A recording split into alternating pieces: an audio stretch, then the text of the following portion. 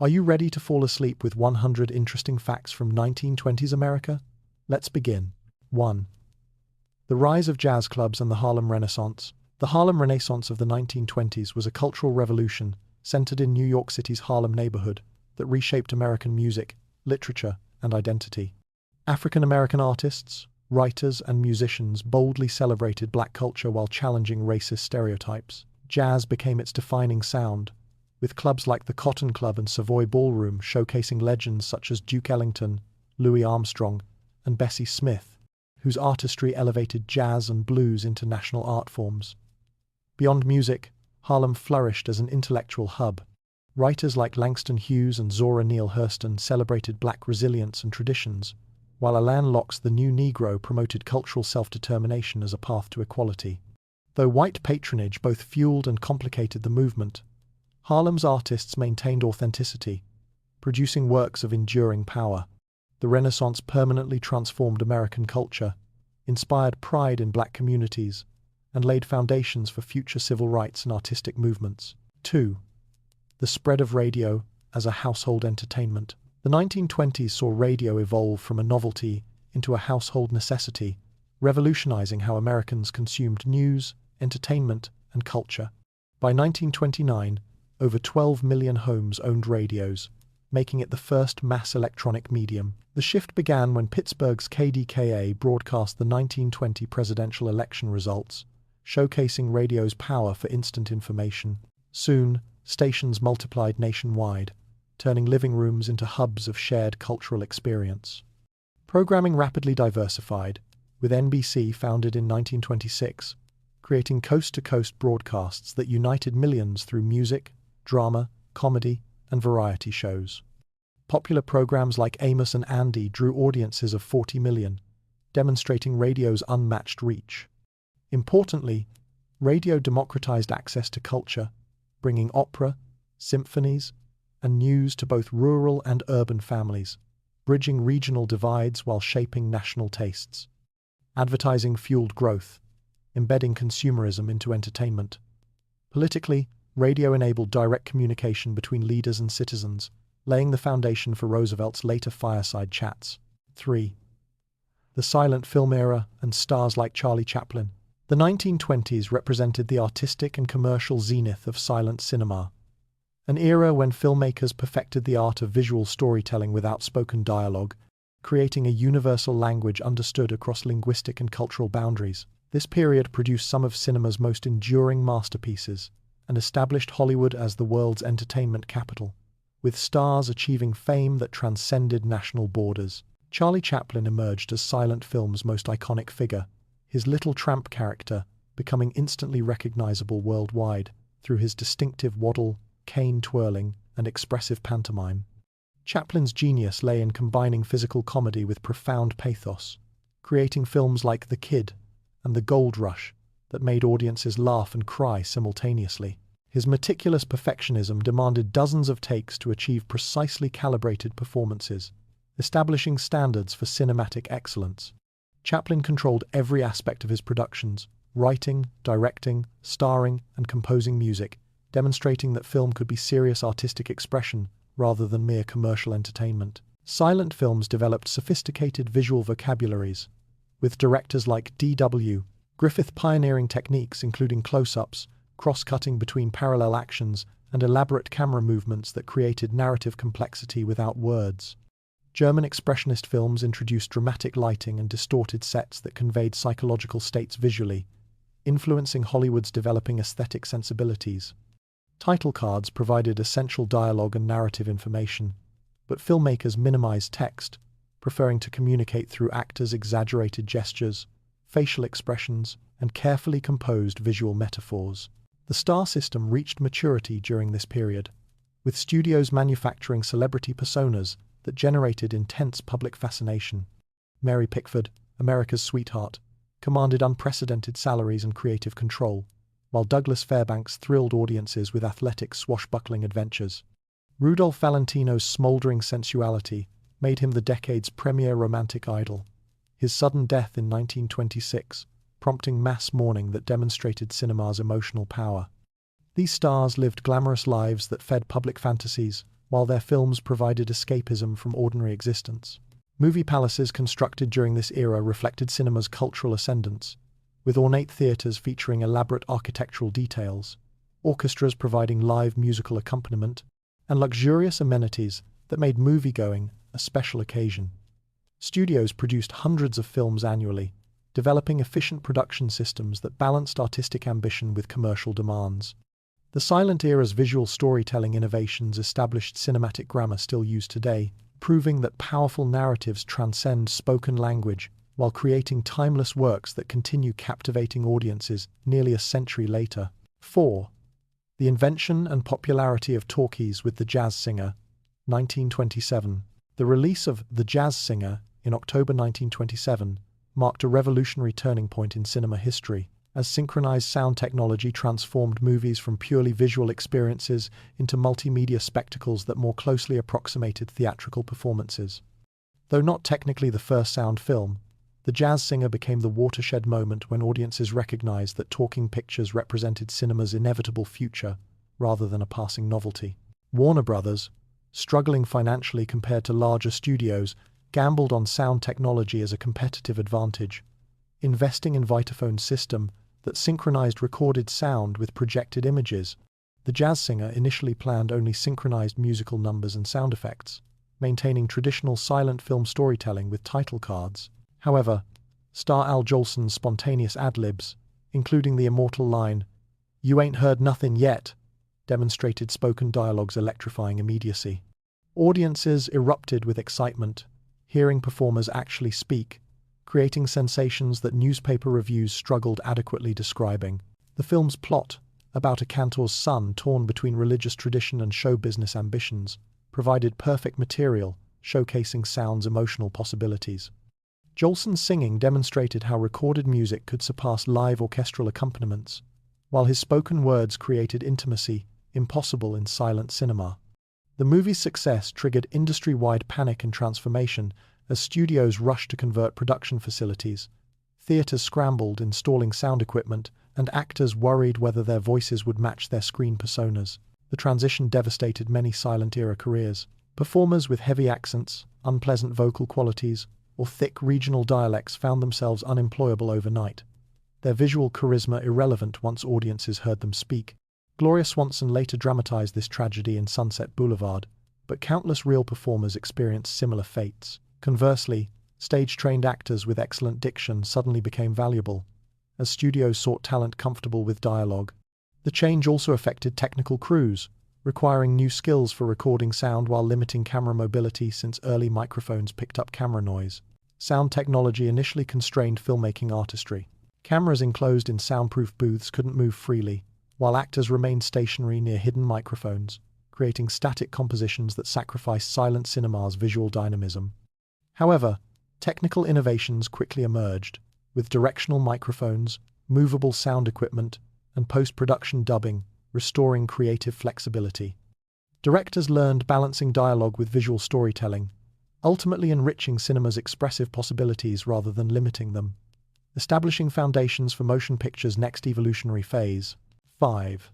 The Lost Generation writers in Paris and New York. The 1920s produced a remarkable cohort of American writers who, disillusioned by World War I's carnage and alienated from America's increasingly materialistic culture, sought meaning and artistic community in Paris's Left Bank cafes and New York's Greenwich Village apartments. Gertrude Stein coined the term "lost generation," describing young people whose wartime experiences shattered traditional values, leaving them spiritually adrift despite outward prosperity.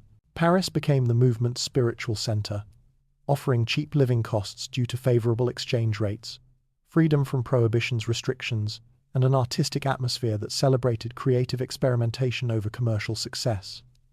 Ernest Hemingway, F. Scott Fitzgerald, Gertrude Stein herself, Ezra Pound, and countless others formed overlapping social circles, meeting at Shakespeare and Company Bookstore, Café de Flore, and Les Deux Magots. These writers critiqued each other's manuscripts, debated aesthetic theories, drank heavily, conducted tempestuous affairs, and produced works that revolutionized American literature's voice and subject matter. Their writing rejected Victorian era's ornate prose and sentimental themes, instead embracing stark realism psychological complexity, and moral ambiguity reflecting their generation's experiences. Hemingway developed his famous iceberg theory, using spare, declarative sentences that conveyed emotion through implication rather than explicit statement.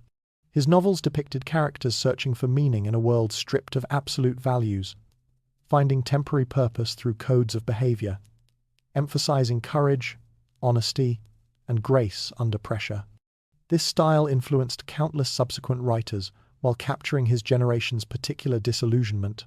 These expatriates maintained complicated relationships with America, simultaneously criticizing its materialism while remaining distinctly American in perspective. Their European exile provided critical distance for examining American culture's contradictions, its democratic ideals versus racial injustice, its prosperity alongside spiritual emptiness, its claims of moral superiority despite hypocritical social conventions. Yet their work remained deeply rooted in American experiences, landscapes, and linguistic patterns, creating literature that couldn't have emerged from any other national tradition.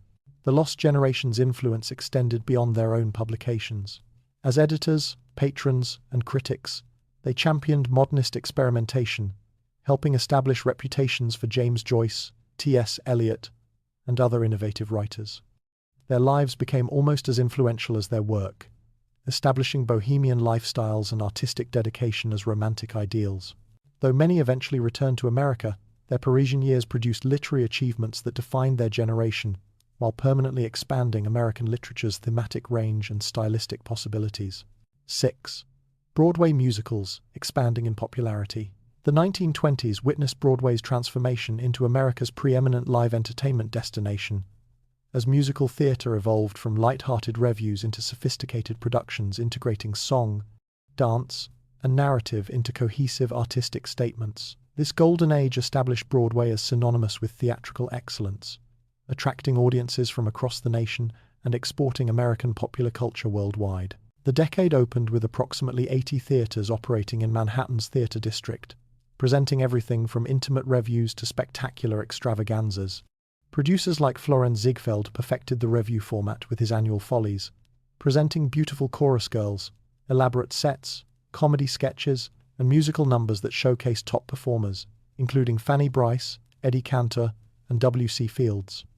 These productions prioritized spectacle over story, offering glamorous escapism that attracted society's elite alongside middle-class audiences seeking affordable luxury. Musical comedy matured significantly during this period, with composers and lyricists creating integrated scores where songs advance plots rather than simply interrupting narratives. Jerome Kern and Oscar Hammerstein's Showboat, premiering in 1927, revolutionized musical theater by addressing serious themes, including racial prejudice while maintaining entertainment value. This production demonstrated that musicals could tackle substantial subject matter without sacrificing popular appeal, establishing templates for subsequent theatrical innovation. George and Ira Gershwin, Richard Rodgers, and Lorenz Hart, and Cole Porter created sophisticated songs combining clever lyrics with memorable melodies that became popular standards. Dance assumed increasing importance in Broadway productions, with choreographers creating elaborate sequences that showcased performers' athleticism and precision. Tap dancing reached artistic peaks, while ballet influences introduced greater technical sophistication. The decade's dance crazes, particularly the Charleston, originated in black musical productions before crossing into mainstream white entertainment, though racial segregation limited African American performers' opportunities despite their artistic innovations. Broadway's economic success made it a significant industry, employing thousands of performers, musicians, stagehands, and support personnel. Theaters operated nightly with weekend matinees, while touring companies brought Broadway productions to cities nationwide, spreading New York's cultural influence. Theater ownership consolidated during this period, with the Schubert brothers controlling numerous venues and wielding enormous power over what productions reached audiences. The decade established Broadway as a training ground for talent that would later dominate Hollywood, radio, and television. Performers honed skills before live audiences, while writers, composers, and directors developed craft that translated across entertainment media. Broadway's influence on American popular culture proved immense and enduring, establishing musical theater as a distinctly American art form. 7. The Charleston dance craze. The Charleston epitomized the 1920s rebellious energy, with its syncopated rhythms, wild movements, and jazz accompaniment, perfectly capturing the decade's youthful defiance of Victorian propriety. This dance craze swept across America with extraordinary speed, transforming social dancing from formal, restrained activity into exuberant physical expression that horrified older generations, while liberating younger ones. The dance originated in African American communities, particularly Charleston, South Carolina, where it evolved from traditional African movement patterns combined with American jazz sensibilities. Black performers introduced the Charleston to wider audiences through the all-black Broadway musical Runnin' Wild in 1923, where it accompanied the song The Charleston by James P. Johnson. White audiences immediately embraced the dance, though this appropriation followed troubling patterns, where black cultural innovations received mainstream acceptance only after white performers adopted them, often without proper credit or compensation to originators. The Charleston's signature moves, twisting knees inward and outward while swinging arms, kicking legs wildly, and syncopating movements to jazz's offbeat rhythms required energy, coordination, and abandon that conventional ballroom dancing never demanded. Partners often danced independently rather than maintaining traditional holds, allowing individual expression and improvisation. The dance permitted, even encouraged, movements previously considered unseemly, with women's legs visible and active, bodies gyrating freely, and physical exuberance replacing graceful restraint. Dance halls, speakeasies, and private parties became venues where young people practiced Charleston variations for hours, developing impressive athletic skills while participating in shared generational experiences. Dance marathons tested endurance, with couples competing for prizes by dancing continuously for days, occasionally with tragic consequences when exhausted participants collapsed. These events attracted spectators and newspaper coverage, making dancing a spectator sport while demonstrating the Charleston's phenomenal popularity. Moral guardians condemned the Charleston as symptomatic of declining standards, blaming jazz music and modern dancing for encouraging sexual promiscuity, alcohol consumption, and general moral decay. Some cities attempted banning the dance in public venues, while religious leaders preached against its corrupting influences. These prohibitions only enhanced the Charleston's appeal to rebellious youth, who viewed dancing as innocent fun and rejection of outdated social restrictions. The Charleston's popularity peaked mid-decade before evolving into related dances, but its influence persisted. It democratized social dancing, making energetic movement accessible to anyone regardless of formal training.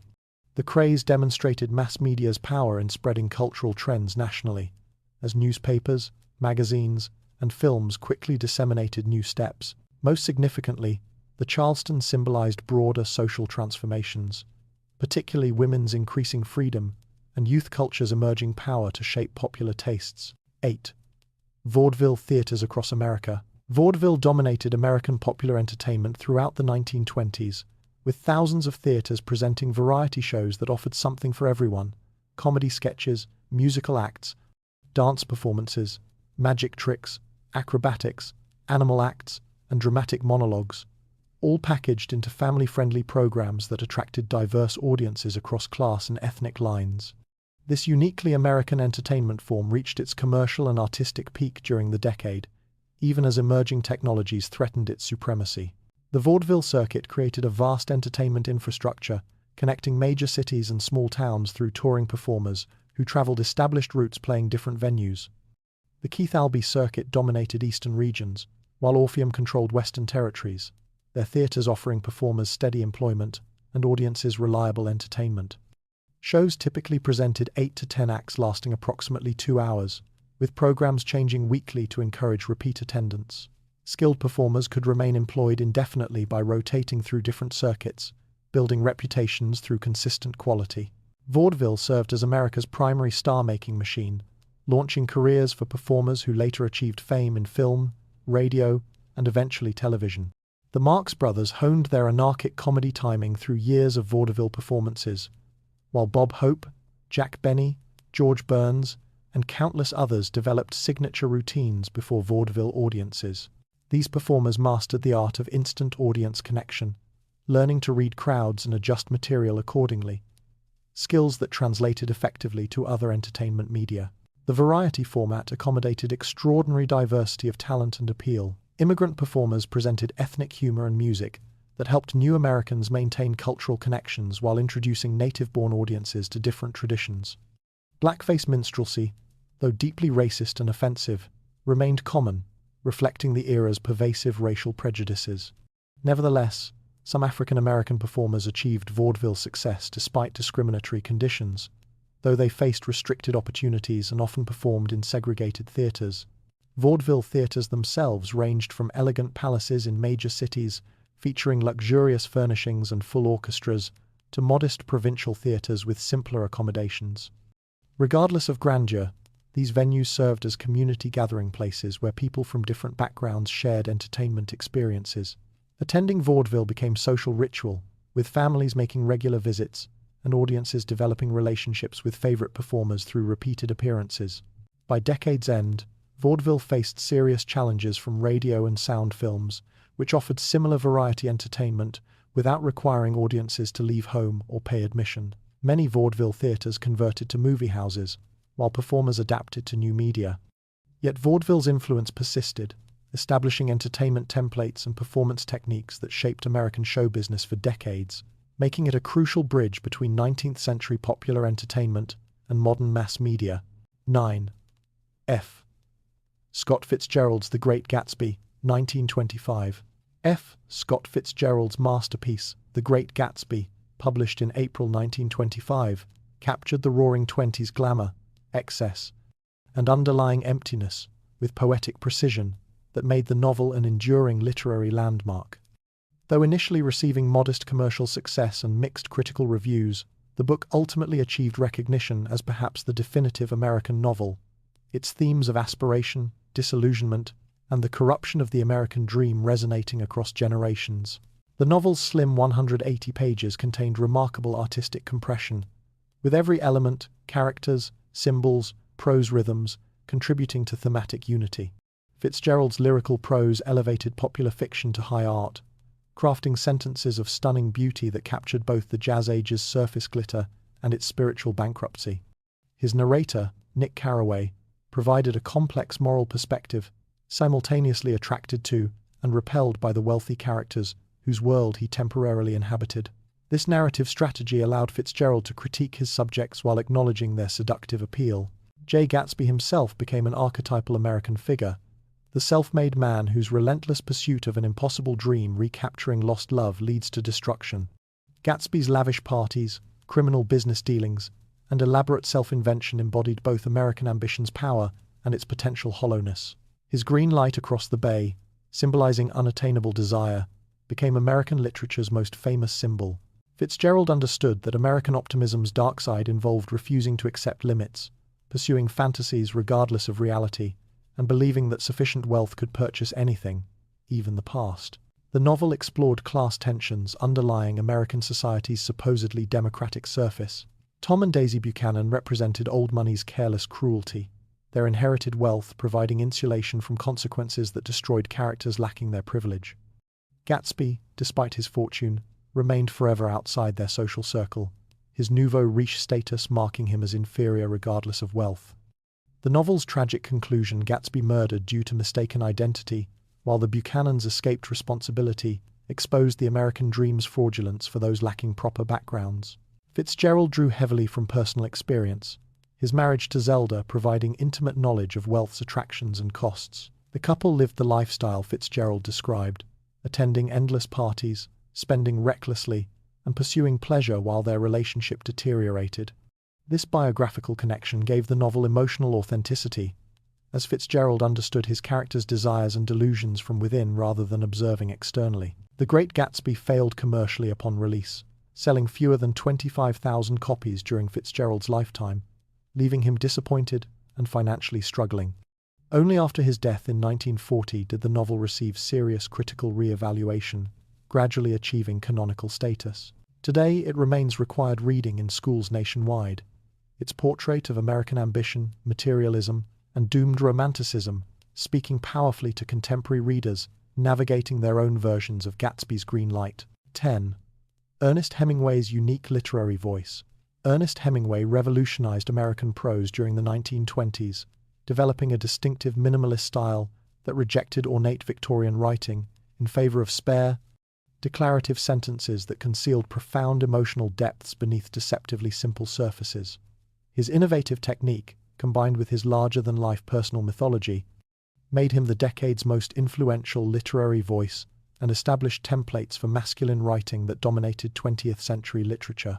Hemingway's famous iceberg theory held that writers should omit obvious emotional content, allowing readers to intuit feelings from carefully selected concrete details. His sentences stripped away adjectives and adverbs, relying on precise nouns and strong verbs to convey meaning. This technique appeared effortless but required painstaking revision, with Hemingway famously rewriting his novels ending 39 times to achieve proper words in proper order. The resulting prose possessed unusual power, its surface simplicity masking complex emotional landscapes that readers intuited rather than had explained explicitly. His early short story collection, In Our Time, published in 1925, demonstrated this technique's effectiveness. Stories like Big Two-Hearted River depicted a veteran fishing, with his trauma never mentioned explicitly, yet powerfully present through careful description of his ritualistic actions and heightened attention to natural details. This oblique approach to emotional truth influenced countless subsequent writers, while establishing Hemingway's reputation for psychological insight, expressed through external observation. The Sun Also Rises, published in 1926, became the Lost Generation's defining novel, its expatriate characters drifting through Paris and Spain, drinking heavily, conducting affairs, and seeking meaning through experience perfectly captured post-war disillusionment. Jake Barnes, rendered impotent by war wounds, embodied his generation's sense of damage and loss, while Lady Brett Ashley represented new womanhood, refusing traditional constraints despite paying emotional costs.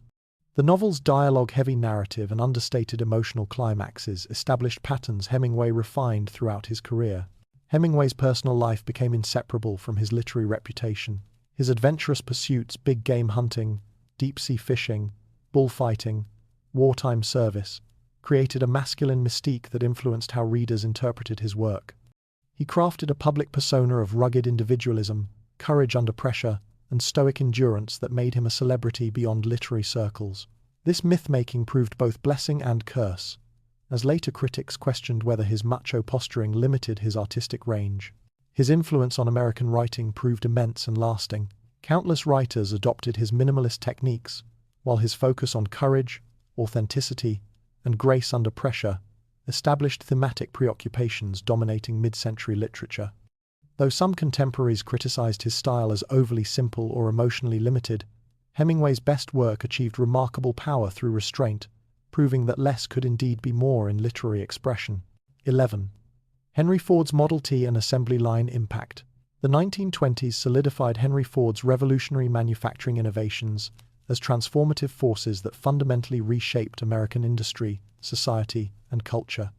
Though Ford introduced the Model T in 1908 and pioneered assembly line production in 1913, the 20s witnessed these innovations reaching full maturity and demonstrating their profound implications for modern life, making automobile ownership accessible to ordinary Americans while establishing mass production principles that spread across industries. Ford's moving assembly line reduced Model T production time from 12 hours to approximately 90 minutes, achieving unprecedented efficiency through task specialization and synchronized workflows. Workers remained stationary at designated stations, while partially assembled vehicles moved past on conveyor systems, with each worker performing a single repetitive task. This process required minimal training, allowing Ford to employ unskilled laborers at higher wages than competitors offered, famously instituting the $5 workday in 1914.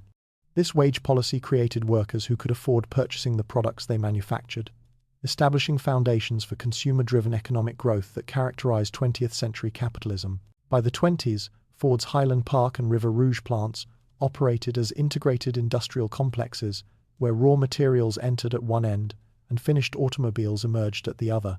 The River Rouge facility particularly exemplified vertical integration, with Ford controlling steel mills, glass factories, rubber plantations, and shipping lines that supplied production needs. This comprehensive control minimized costs while maximizing efficiency, allowing Ford to continuously reduce Model T prices despite inflation affecting other goods.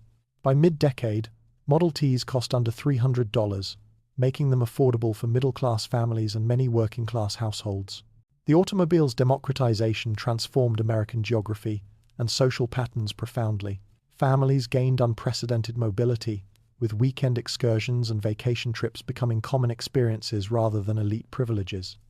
Rural isolation diminished as farmers could reach towns quickly, accessing markets, medical care, and entertainment previously beyond practical reach. Suburbs expanded as workers could commute longer distances, initiating residential patterns that would accelerate dramatically after World War II. Roads improved to accommodate increasing traffic, with governments investing heavily in infrastructure that facilitated commerce and travel. Ford's production methods influenced manufacturing across industries. Companies producing everything from household appliances to typewriters adopted assembly line techniques, increasing productivity while reducing costs. This efficiency contributed to the decade's economic prosperity, as mass production made diverse consumer goods affordable for broader populations. The assembly line became synonymous with modern industrial capitalism, representing both technological progress and, to critics, dehumanizing labor conditions that reduced workers to mechanical components. However, Ford's system contained inherent tensions. Assembly line work proved monotonous and physically demanding, with high turnover rates despite relatively good wages. Workers lacked autonomy or creative satisfaction, performing identical movements thousands of times daily. Labor organizers criticized these conditions, though Ford violently resisted unionization throughout the 1920s. Additionally, Ford's insistence on maintaining the Model T's design unchanged, even as competitors offered more features and styling, eventually cost market share, forcing Ford to discontinue the model in 1927 and retool factories for the Model A, demonstrating that even revolutionary innovations required adaptation to changing consumer preferences. 12. Aviation milestones, including Charles Lindbergh's 1927 flight. The 1920s witnessed aviation's transformation from experimental curiosity to viable transportation technology, culminating in Charles Lindbergh's spectacular transatlantic solo flight that captured global imagination and established aviation's romantic mythology. These developments demonstrated human technological mastery while shrinking perceived distances between continents, fundamentally altering conceptions of global geography and international relations. Commercial and military aviation expanded significantly during this period, as wartime technological advances found peacetime applications. The U.S. Post Office established airmail service connecting major cities, proving aviation's practical utility for time-sensitive communications. Private airlines emerged cautiously, initially carrying mail rather than passengers, due to safety concerns and limited aircraft capacity. By decade's end, however, passenger service began developing, with airlines offering flights between major cities despite high costs and considerable discomfort compared to rail travel. Aircraft design improved dramatically as engineers applied aerodynamic principles and developed more powerful, reliable engines. Metal construction gradually replaced wood and fabric, increasing strength while reducing weight. Instrument improvements allowed pilots to navigate more accurately, though flying remained dangerous, with crashes occurring regularly. Barnstormers, itinerant pilots performing aerial stunts at county fairs and small-town exhibitions popularized aviation while demonstrating aircraft capabilities, though their daredevil performances also reinforced perceptions of flying as inherently perilous. Charles Lindbergh's solo flight from New York to Paris in May 1927 became the decade's most celebrated achievement. The 25-year-old airmail pilot departed Roosevelt Field on May 20th in his custom-built Spirit of Street. Louis, flying 33 hours covering approximately 3,600 miles across the Atlantic Ocean before landing at Le Bourget Field to ecstatic crowds numbering over 100,000. Lindbergh's accomplishment required extraordinary courage, skill, and endurance, as he navigated without co-pilot or radio contact, fighting fatigue, while maintaining proper heading through dead reckoning and celestial navigation. The flight's impact transcended aviation, making Lindbergh an instant international celebrity whose fame rivaled movie stars and political leaders. He received ticker-tape parades, medals, and honors from numerous nations, while his modest demeanor and boyish appearance made him an ideal hero for an age seeking reassuring symbols of individual achievement amid rapid social change. President Coolidge awarded him the Distinguished Flying Cross, and Time magazine named him its first Man of the Year. His success stimulated aviation investment and public interest, convincing skeptics that transatlantic flight represented practical possibility rather than suicidal stunt. Lindbergh's achievement accelerated commercial aviation development as investors recognized potential profits in passenger and freight service. Airlines ordered larger, more comfortable aircraft, while airports expanded facilities, anticipating increased traffic. However, the achievement also demonstrated aviation's continued limitations, as successful transatlantic crossing required specially designed aircraft operated by exceptionally skilled pilots under favorable conditions, hardly routine transportation. Nevertheless, Lindbergh proved that technological barriers could be overcome through determination and innovation, inspiring subsequent aviation pioneers, while establishing flying as the 20th century's defining technological frontier. 13. Household appliances, like refrigerators, becoming common. The 1920s witnessed revolutionary changes in American domestic life, as electric appliances transformed household labor, fundamentally altering daily routines, family dynamics, and women's social roles. Refrigerators particularly symbolized this transformation, though washing machines, vacuum cleaners, electric irons, and other devices collectively modernized middle-class homes, while raising new questions about technology's social implications. Electric refrigeration emerged as the decade's most significant domestic innovation. Previously, households relied on ice boxes requiring regular ice deliveries, with limited cooling capacity and constant water drainage creating inconvenience. Early electric refrigerators, introduced commercially around 1920, initially cost prohibitively, approximately $700, when average annual incomes approximated $1,300. However, mass production techniques and competition between manufacturers like General Electric, Frigidaire, and Kelvinator reduced prices significantly, making refrigerators accessible to middle-class families by decade's end. With over 1 million units sold annually by 1929, refrigerators revolutionized food storage and meal planning. Families could purchase groceries less frequently, buying larger quantities and storing perishables safely for extended periods. This capability reduced shopping time while enabling more varied diets, incorporating fresh fruits, vegetables, dairy products, and meats regardless of season. Food waste decreased substantially, generating real economic savings that helped justify purchase costs. The technology also reduced dependence on local merchants, as families could stockpile provisions purchased wherever prices proved lowest.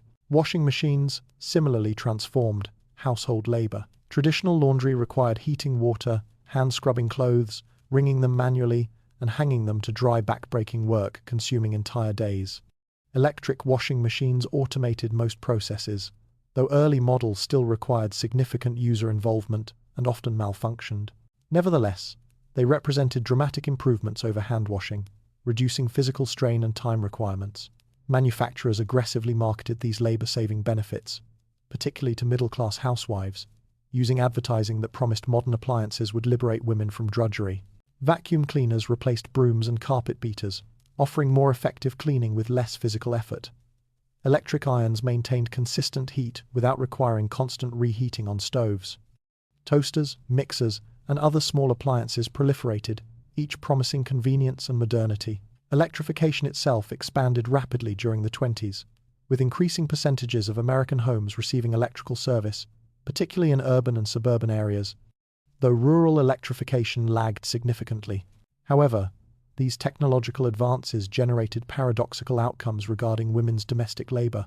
Despite labor-saving promises, studies suggested housewives spent similar time on housework as previous generations, as rising cleanliness standards and expectations for elaborate meal preparation absorbed time saved by appliances. Additionally, declining domestic servant employment among middle-class families meant housewives performed tasks previously delegated to hired help. Marketing emphasized women's roles as household consumers and managers, potentially reinforcing domestic confinement even as appliances theoretically offered liberation. Nevertheless, these technologies fundamentally modernized daily life, establishing patterns of domestic convenience that continued evolving throughout the 20th century. 14. First, commercial radio stations.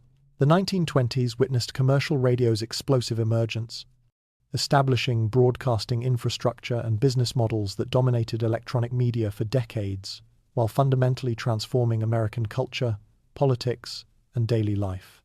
This period saw radio evolve from amateur hobbyists' experimental technology into a sophisticated industry reaching millions of households, creating shared national experiences, and demonstrating electronic media's unprecedented social power. KDKA in Pittsburgh, owned by Westinghouse, generally receives credit as America's first commercial radio station, beginning regular broadcasts in November 1920 with coverage of the Harding-Cox presidential election results. This historic transmission demonstrated radio's potential for instantaneous information delivery across distances, capturing public imagination and inspiring entrepreneurs nationwide to establish stations. Within 2 years, hundreds of stations operated across America, though many were small operations with limited range, inconsistent schedules, and uncertain financial models. Early broadcasters struggled determining how to fund operations. Some viewed radio as a promotional tool for selling receivers, with stations owned by equipment manufacturers broadcasting content encouraging set purchases. Universities operated educational stations. Department stores broadcast to attract customers. Churches established stations for religious programming. However, none of these models generated sufficient revenue for substantial content investment, limiting programming quality and consistency. Advertising emerged as commercial radio's economic foundation, though not immediately or without controversy. Many considered advertising intrusive and inappropriate for medium entering homes as invited guest.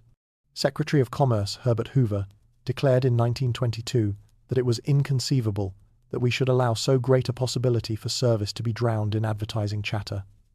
Nevertheless, AT&T's station WEF in New York began selling airtime in 1922, initiating the sponsored programming model. Companies paid to sponsor entire programs, with their names incorporated into show titles and performers, providing gentle product endorsements. This approach proved sufficiently profitable that competing stations adopted it, establishing advertising as broadcasting's primary revenue source. Network broadcasting emerged mid-decade as telephone lines connected distant stations, allowing simultaneous program transmission across regions. The National Broadcasting Company, formed in 1926, created coast-to-coast networks that revolutionized content delivery. Instead of each station producing local programming, networks provided professionally produced shows featuring top talent, distributed to affiliated stations nationwide. This centralization improved production values dramatically, while creating truly national audiences experiencing identical programming simultaneously, an unprecedented cultural development. Programming diversity expanded rapidly as networks competed for audiences. Musical performances, from symphony orchestras to jazz bands, dominated early schedules. Comedy shows attracted large followings, with performers adapting vaudeville routines for radio. Drama serials created devoted audiences. Sports broadcasts brought games into living rooms. News programming developed, though initially limited compared to later decades. Religious services, educational lectures, and children's programs filled additional airtime. Radio's regulatory environment remained chaotic throughout much of the decade.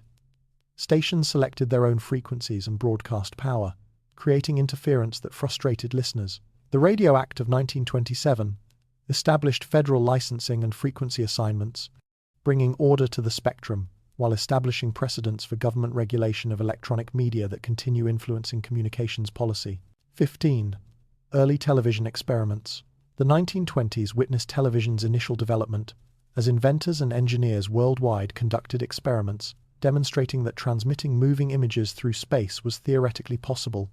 Though practical, commercially viable television systems remained decades distant. These pioneering efforts established technical foundations for television's eventual dominance of 20th century media, while revealing extraordinary challenges inherent in electronic image transmission.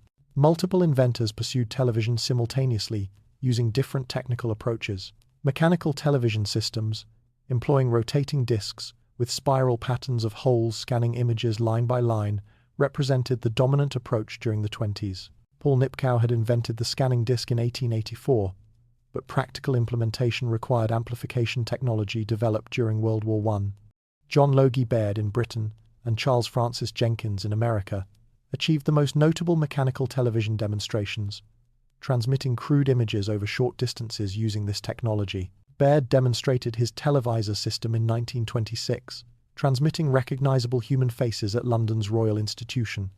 His system produced extremely low-resolution images, approximately 30 lines compared to modern television's hundreds or thousands, that flickered badly and required intense, uncomfortable lighting. Nevertheless, the demonstration proved television's feasibility, generating enormous publicity and stimulating investment in television research. Baird continued improving his system throughout the decade, conducting experimental broadcasts and demonstrating transatlantic transmission. Jenkins operated similarly in America, demonstrating mechanical television and receiving experimental broadcasting licenses. He founded a company marketing television kits, allowing hobbyists to construct receivers, though the images these devices produced were barely recognizable silhouettes. Jenkins promoted television enthusiastically, predicting it would revolutionize entertainment and communications, though his technical approach ultimately proved inadequate for practical broadcasting. Meanwhile, electronic television using cathode ray tubes to scan and display images progressed more quietly, but ultimately more significantly. Philo Farnsworth, a young inventor, conceived electronic television's basic principles while still a teenager in Idaho, sketching designs in high school. By 1927, Farnsworth demonstrated his image dissector camera tube and electronic receiver in San Francisco, transmitting a simple line image. Though crude by later standards, this demonstration proved electronic television's viability, establishing principles that would dominate television technology. Vladimir Zworykin, working for Westinghouse and later RCA, independently developed electronic television systems, filing patents for his iconoscope camera tube and kinescope display tube. Corporate resources behind Zworykin's research eventually gave RCA significant advantages in television's commercialization, though Farnsworth's patent claims led to years of legal disputes over television's invention credit.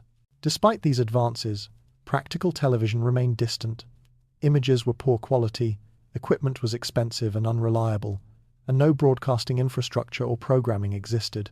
Radio's success had demonstrated electronic media's commercial potential, but television's technical challenges far exceeded radio's. Transmitting acceptable images required significantly more bandwidth than audio signals, while receivers were vastly more complex and expensive than radio sets. The stock market crash ending the decade severely limited investment in television development, delaying commercial introduction until the late 1930s and 40s. Nevertheless, the 20s established television's theoretical foundations and demonstrated its eventual inevitability, preparing ground for the medium that would dominate post-war American culture. 16. Telephone use expanding in American homes. The 1920s witnessed telephone services' dramatic expansion as this communication technology transitioned from luxury convenience for wealthy households and business establishments into commonplace domestic fixture for middle-class American families, fundamentally transforming social interactions, business operations, and daily life patterns while establishing telecommunications infrastructure that supported 20th century economic development. The American Telephone and Telegraph Company dominated the industry through Bell Systems subsidiaries, providing local and long-distance service across most of the nation. AT&T held valuable patents controlling telephone technology, enabling it to maintain near-monopoly control while resisting government regulation. The company invested heavily in infrastructure expansion during the 20s, installing millions of telephone lines and constructing thousands of switching stations that enabled increasingly sophisticated network capabilities. Telephone penetration grew remarkably throughout the decade. In 1920, approximately 35% of American households had telephone service. By 1930, this figure approached 40% despite population growth. Urban areas showed higher adoption rates, with telephone service considered standard in middle-class neighborhoods. Party lines shared circuits serving multiple households remained common, particularly in rural areas and working-class urban neighborhoods, as they reduced infrastructure costs while providing basic service to price-conscious customers. However, party lines offered limited privacy, as neighbors could potentially listen to conversations, and availability depended on whether another subscriber was currently using the line.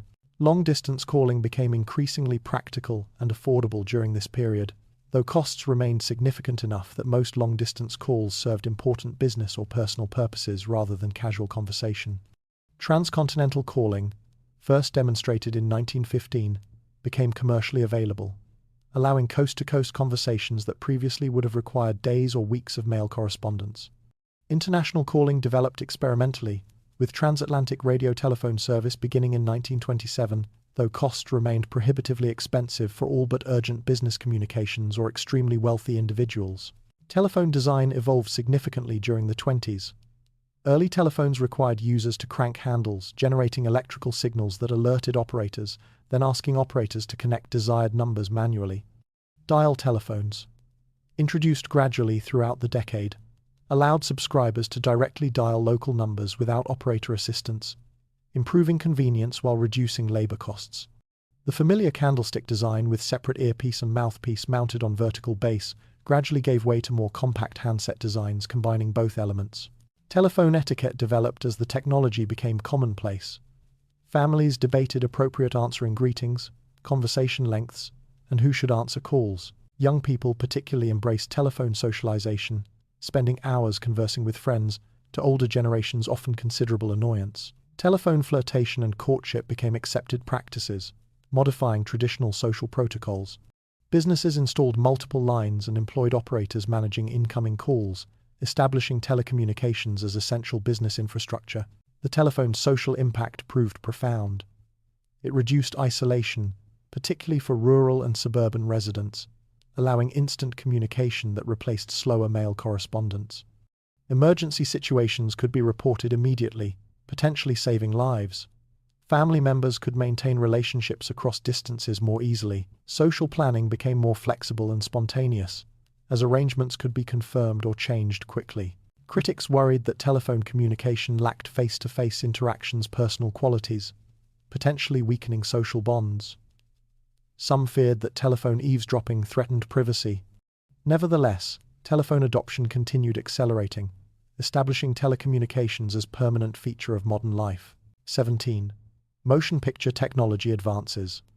The 1920s witnessed extraordinary motion picture technological progress that transformed cinema from flickering silent curiosities into sophisticated multimedia entertainment, rivaling and eventually surpassing live theater in popularity and artistic achievement.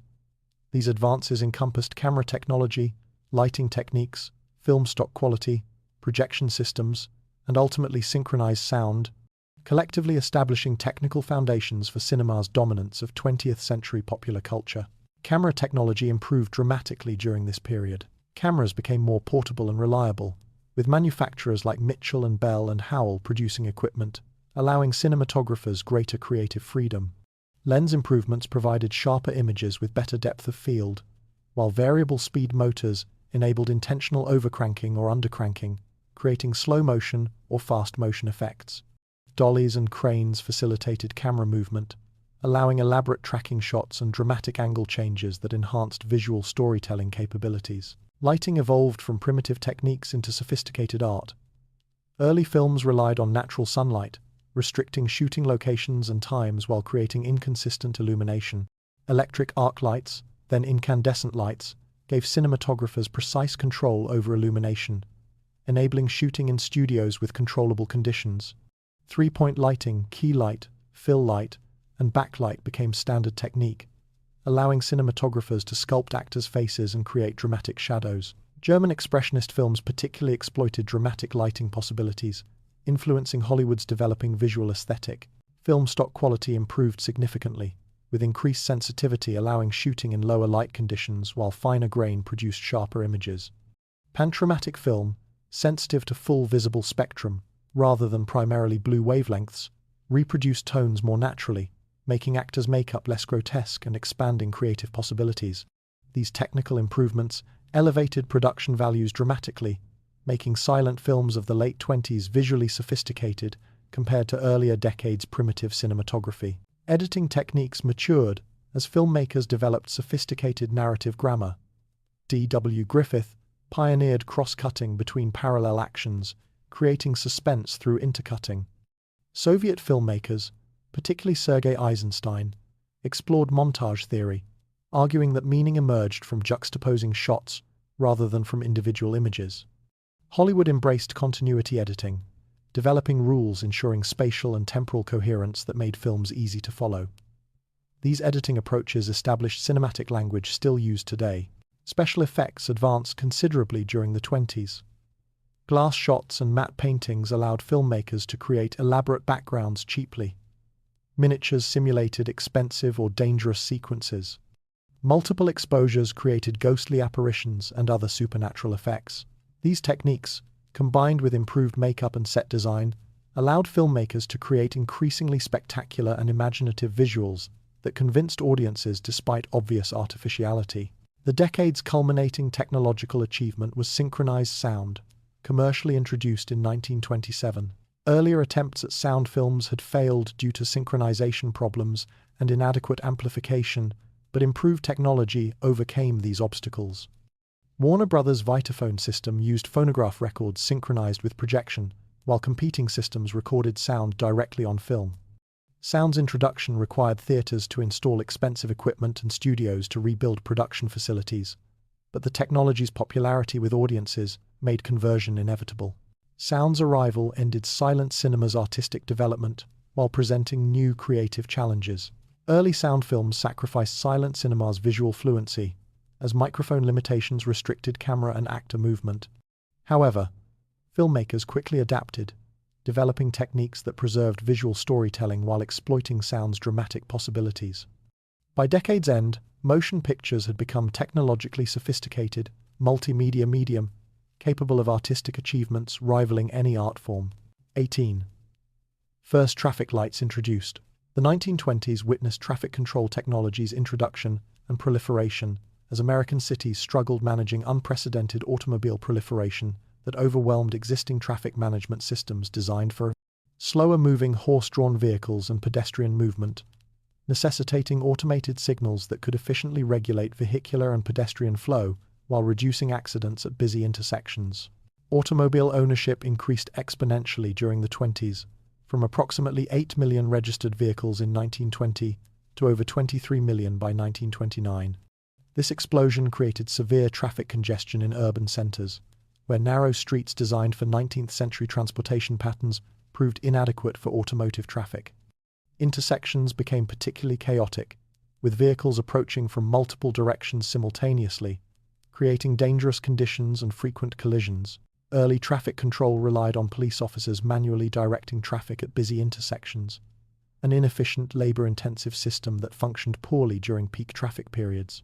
Some cities experimented with manually operated semaphore signals, where officers or dedicated signal operators changed indicators, but these required constant human attention and responded slowly to changing traffic conditions. The first automatic electric traffic light systems emerged in the early 20s, with several inventors and cities claiming priority.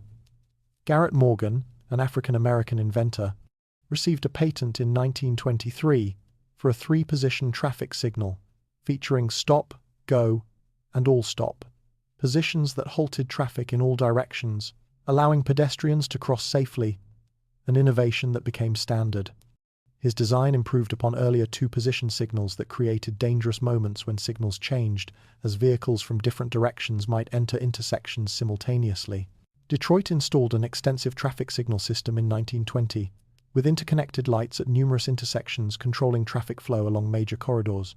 This coordinated approach represented significant advancement over isolated signals at individual intersections, as synchronized signals could facilitate traffic movement along routes, reducing stops and congestion. Other cities rapidly adopted similar systems, recognizing traffic lights' effectiveness in managing increasingly complex urban traffic. Traffic light standardization emerged gradually during the decade. Colors were not immediately uniform, with some early systems using different combinations. Eventually, red for stop, green for go, and amber divided by yellow for caution became standard, though positioning varied. Some lights mounted signals horizontally, others vertically. The shape and size of light housings differed between manufacturers. This inconsistency created confusion for drivers traveling between cities, prompting calls for standardization that would eventually lead to national uniformity. The technology's psychological impact proved significant. Traffic lights represented modernity and progress, symbols of scientific management principles applied to urban problems. Cities competed to install comprehensive traffic light systems, viewing them as markers of metropolitan sophistication. The light's impersonal authority replaced human officers' discretionary control, creating more predictable traffic patterns while reducing opportunities for corruption or favoritism in traffic management. Critics initially worried that drivers would ignore automated signals lacking human enforcement, but compliance proved generally satisfactory, particularly as police could monitor intersections and ticket violators. Pedestrians initially struggled, adapting to signals controlling their movement, as previous traffic patterns allowed crossing when gaps appeared rather than waiting for designated signals. However, public education campaigns and enforcement gradually established behavior patterns that persist today. Traffic lights represented merely one element of emerging traffic management infrastructure. The 20s also saw painted lane markings, standardized road signage, and traffic engineering as recognized profession. These developments collectively attempted imposing order on automobile-transformed urban environments, establishing systems that accommodated dramatically increased traffic while maintaining reasonable safety and efficiency. 19. Growth of skyscrapers in major cities. The 1920s witnessed American skyscraper construction, reaching spectacular heights, both literally and figuratively, as major cities competed, erecting increasingly tall buildings that dominated skylines, proclaimed economic power, and established vertical architecture as defining characteristic of American urban landscapes. This period produced some of history's most iconic structures, while generating unprecedented urban density and transforming how people worked, lived, and experienced cities. New York City led the skyscraper boom, with dozens of tall buildings rising in Manhattan throughout the decade. The competition between developers and corporations seeking prestige through architectural statements drove buildings ever higher, culminating in plans for structures surpassing 1,000 feet heights, previously considered impossible. The Woolworth Building, completed in 1913 at 792 feet, held the world's tallest building title until the late 20s, but numerous structures challenged its dominance. The decade's culmination came with three spectacular towers begun late in the 20s: the Chrysler Building, 40 Wall Street, now the Trump Building, and the Empire State Building. These structures engaged in dramatic height competitions, with architects secretly designing spires and other additions to claim tallest building status. The Chrysler Building, completed in 1930, briefly held the title at 1,046 feet, before the Empire State Building, completed in 1931, claimed supremacy at 1,250 feet, a record it maintained for decades. Technological advances made these heights possible. Steel frame construction provided strength, supporting tremendous vertical loads while occupying minimal floor space. Electric elevators transported people rapidly between floors, making upper stories accessible and desirable rather than inconvenient as in earlier walk-up buildings. Improved foundation techniques, including caissons extending to bedrock, provided stable bases for massive structures. Curtain wall construction, where exterior walls hang from steel frames rather than supporting building weight, allowed for extensive windows, providing natural light deep into floor plans. Economic motivations drove skyscraper development. Land in prime downtown locations commanded premium prices, making vertical expansion economically logical for maximizing usable space on expensive parcels. Tall buildings also served as corporate advertisements, with companies like Woolworths, Chrysler, and Metropolitan Life commissioning headquarters buildings that proclaimed their success and permanence. The building's visibility ensured corporate names remained constantly before public attention. Architectural styles varied considerably during this period. Early 20s skyscrapers often employed historical ornamentation, with Gothic, Renaissance, or Beaux-Arts details applied to modern steel structures. The Woolworth Building exemplified this approach, with elaborate Gothic revival detailing earning it the nickname Cathedral of Commerce.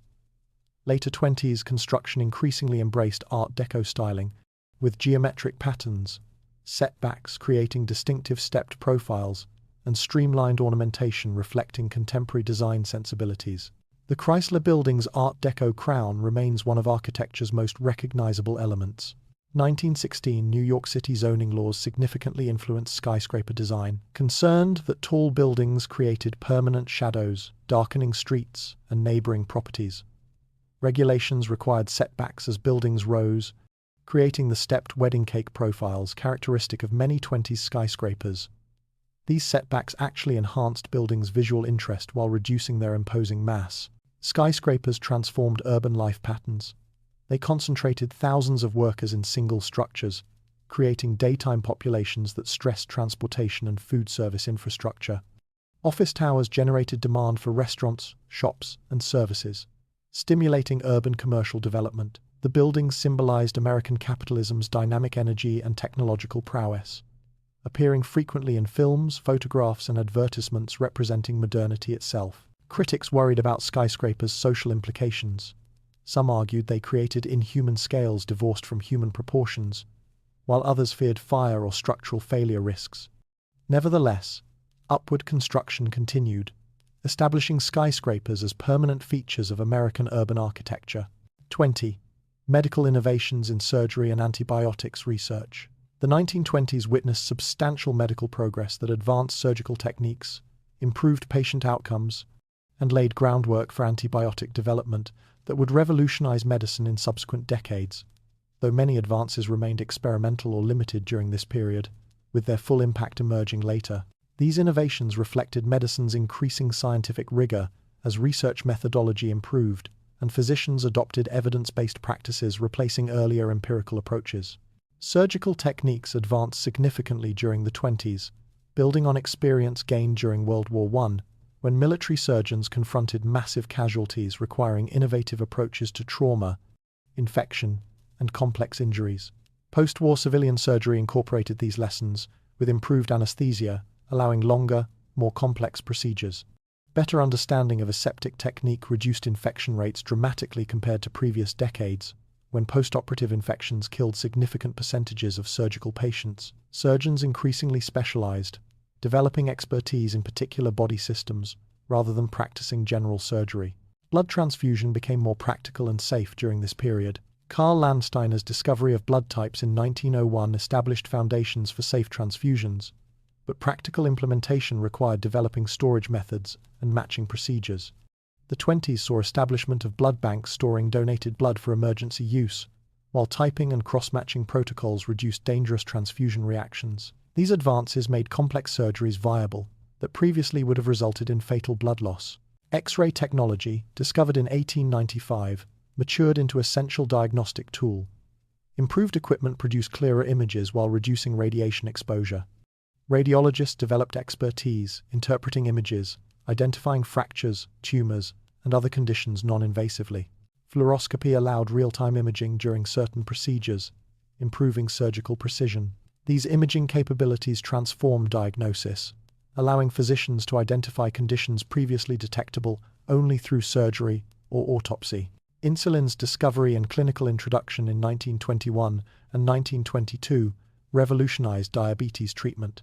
Frederick Banting and Charles Best, working at the University of Toronto, extracted pancreatic secretions that regulated blood sugar, administering them to diabetic patients who previously faced certain death. The treatment spread rapidly worldwide, transforming diabetes from invariably fatal disease into manageable chronic condition. This breakthrough demonstrated modern pharmacology's potential while establishing models for developing and testing new therapeutic agents. Antibiotics research progressed during the 20s, though penicillin's clinical introduction wouldn't occur until the 1940s. Alexander Fleming's accidental discovery of penicillin in 1928 resulted from contaminated bacterial cultures, where mold killed surrounding bacteria. Fleming recognized this observation's significance, publishing findings describing penicillin's antibacterial properties. However, purifying and producing sufficient quantities for clinical use required additional research that wouldn't succeed until World War II's urgency drove intensive development efforts. Other medical advances included improved understanding of vitamins' role in preventing deficiency diseases like scurvy, rickets, and pellagra. Researchers identified specific vitamins and their dietary sources, leading to public health interventions that reduced these conditions' prevalence. However, vitamin therapy's success also generated excessive enthusiasm, with some claiming vitamins could cure virtually any ailment, claims that proved unfounded but demonstrated public eagerness for medical solutions. Psychiatry evolved significantly during this period, with Sigmund Freud's psychoanalytic theories gaining influence in American medicine. Mental hospitals remained primarily custodial institutions offering limited treatment, but some facilities experimented with psychotherapy and occupational therapy rather than merely confining patients. Nevertheless, effective treatments for serious mental illnesses remained unavailable, and conditions in many institutions were appalling by modern standards. Despite progress, medicine's limitations remained considerable. Many common diseases lacked effective treatments, life expectancy remained far below current levels, and medical care's costs placed it beyond many families' reach. Nevertheless, the 20s established foundations for subsequent medical revolutions that would dramatically improve human health and longevity. 21. A loaf of bread cost about 10 cents. The 1920s presented a paradoxical economic landscape where basic necessities remained remarkably affordable by contemporary standards, with bread, humanity's fundamental staple, costing approximately 10 cents per loaf. Yet this seemingly modest price represented significant purchasing power within the era's wage structures and economic realities. Understanding bread prices provides insight into the decade's cost of living, consumer purchasing patterns, and the profound economic changes that made the 1920s simultaneously prosperous and precarious for different social classes. Bread's affordability reflected industrialized food production's maturation, as mechanized bakeries produced standardized loaves efficiently, using modern equipment that reduced labor costs dramatically.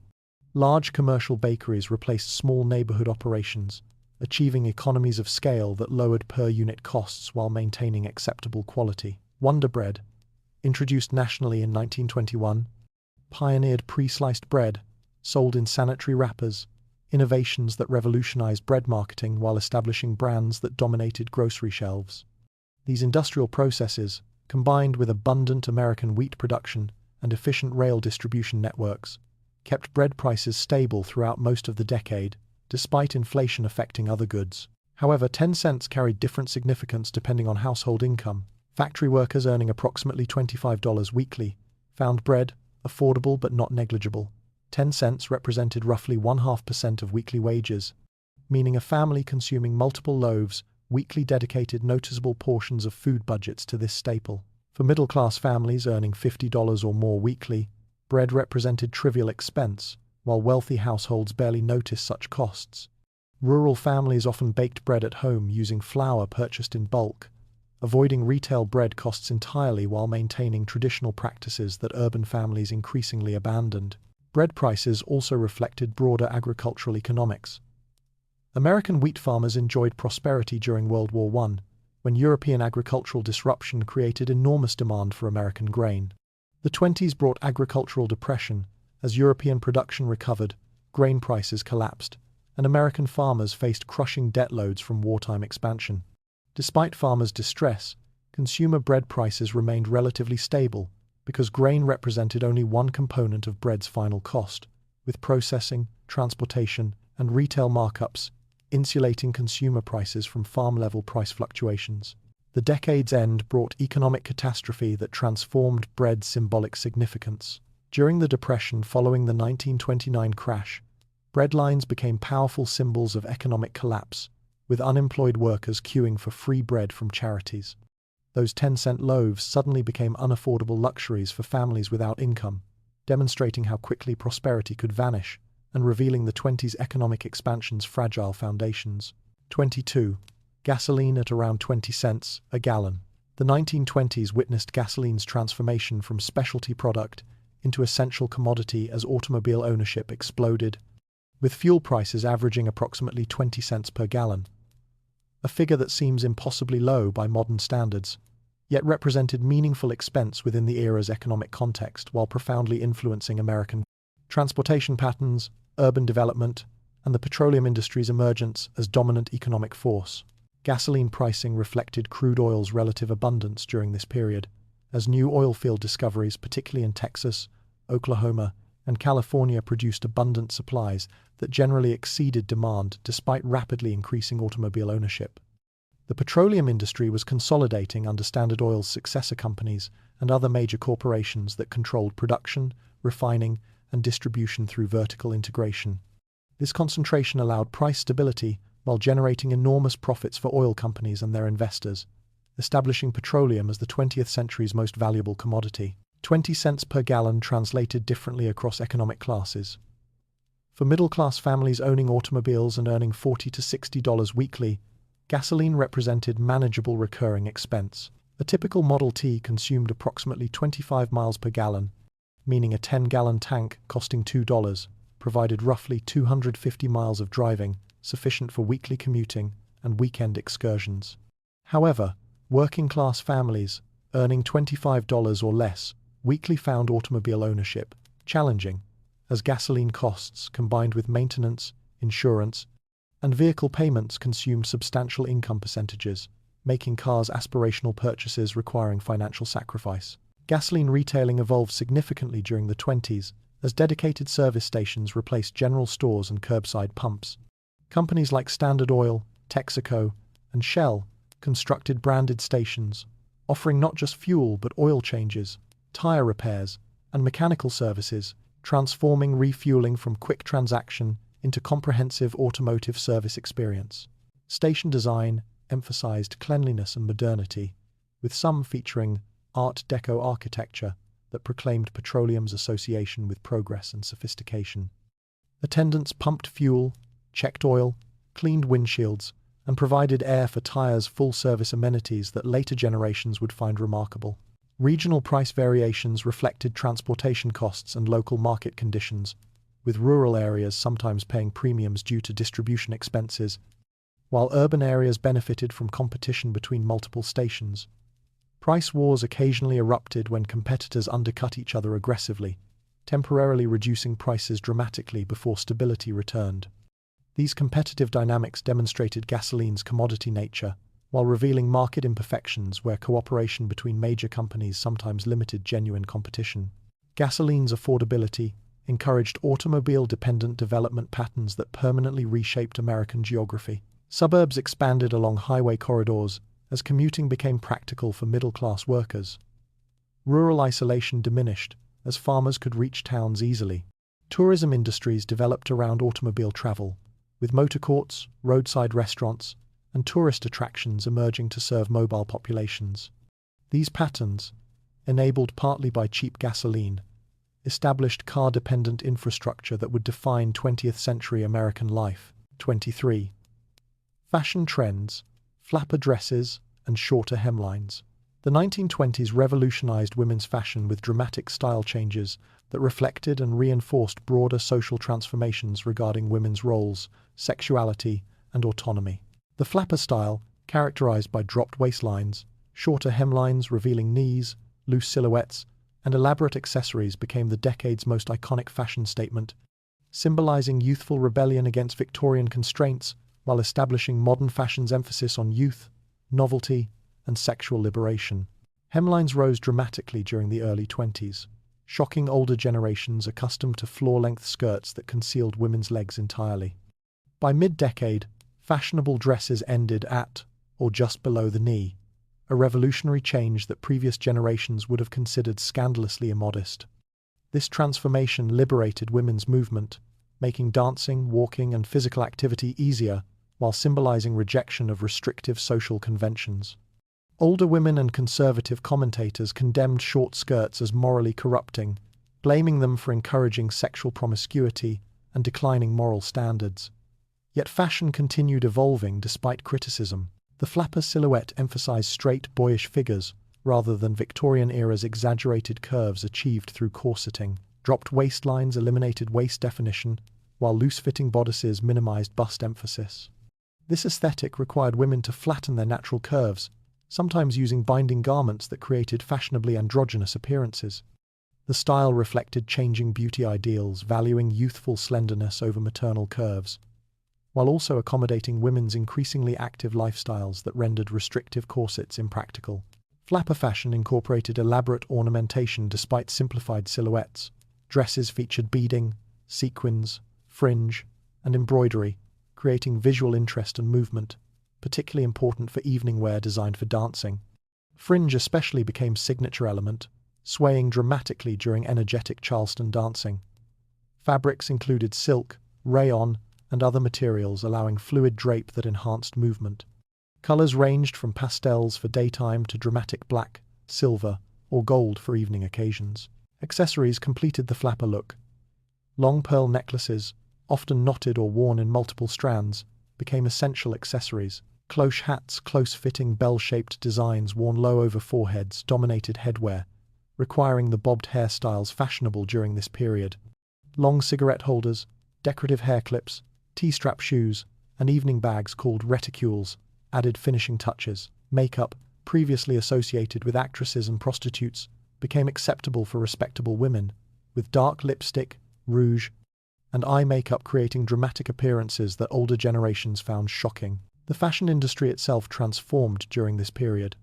Paris remained fashion's capital, but American designers gained prominence, adapting French haute couture for mass production. Department stores made fashionable clothing accessible to middle-class women through ready-to-wear departments, while pattern companies allowed women to sew fashionable garments at home. Fashion magazines proliferated, with Vogue and Harper's Bazaar establishing standards while promoting consumption as path to social success and personal fulfillment. This democratization meant fashion trends spread rapidly across social classes, though quality differences remained significant between expensive originals and cheaper copies. 24. Men's fashion. Suits, hats, and polished shoes. The 1920s established men's fashion conventions that dominated masculine dress for decades, with suits, hats, and polished shoes representing the standard attire for middle-class and professional men, regardless of occupation or occasion. This relatively conservative masculine fashion reflected gender expectations, emphasizing respectability, authority, and conformity rather than individual expression, creating stark contrast with women's revolutionary fashion changes, while establishing dress codes that signaled class status and social aspirations. The three-piece suit remained men's wardrobe foundation, consisting of matching jacket, vest, and trousers, typically constructed from wool, in conservative colors, navy, gray, brown, or black. Single-breasted jackets with notched lapels dominated, though double-breasted styles gained popularity mid-decade. Suit jackets featured structured shoulders, fitted waists, and lengths covering the seat, creating silhouettes emphasizing masculine authority and prosperity. Vests, worn under jackets, provided additional formality while offering practical pocket space for watches, which men carried on chains rather than wearing on wrists as became common later. Trousers featured high waists, often with pleats, providing room for movement and creating elegant drape. Cuffs became standard during this period, adding visual weight and sophistication. Fit was relatively loose by modern standards, prioritizing comfort and dignity over body-revealing tightness. Men owned multiple suits, business suits for professional settings, lighter suits for summer wear, and formal evening wear for special occasions. Suit quality varied enormously based on price, with hand-tailored custom suits from fine clothiers representing luxury purchases that working-class men could never afford, while mass-produced ready-to-wear suits made respectable appearance accessible to broader populations. Hats represented essential accessories that no respectable man appeared outdoors without. Fedoras dominated, with medium brims and center creases creating sophisticated profiles. Homburgs, with rolled brims and center dents, offered more formal alternatives. Straw boaters appeared during summer months, providing lighter options for hot weather. Flat caps appealed to working-class men, while wealthy gentlemen sometimes wore top hats for extremely formal occasions. Hat etiquette required specific rules about when and where to wear or remove hats, with men doffing hats when greeting ladies, entering buildings, or attending performances, social conventions that reinforced class distinctions and masculine codes of behavior. Shoes required meticulous maintenance, with polished leather representing non-negotiable respectability requirement. Oxfords with laces dominated professional settings, while wingtips with decorative perforations added visual interest. Two-tone spectator shoes became fashionable for casual occasions, combining brown or tan with white leather in patterns that seemed daring by business wear standards. Men devoted considerable attention to shoe care, with regular polishing, resoling, and repair, maintaining shoes for years or decades, practices reflecting both economic necessity and pride in appearance. Shirts, primarily white or light-colored, featured detachable collars, allowing laundering while extending shirt life. Collar styles varied, with point collars dominating business wear.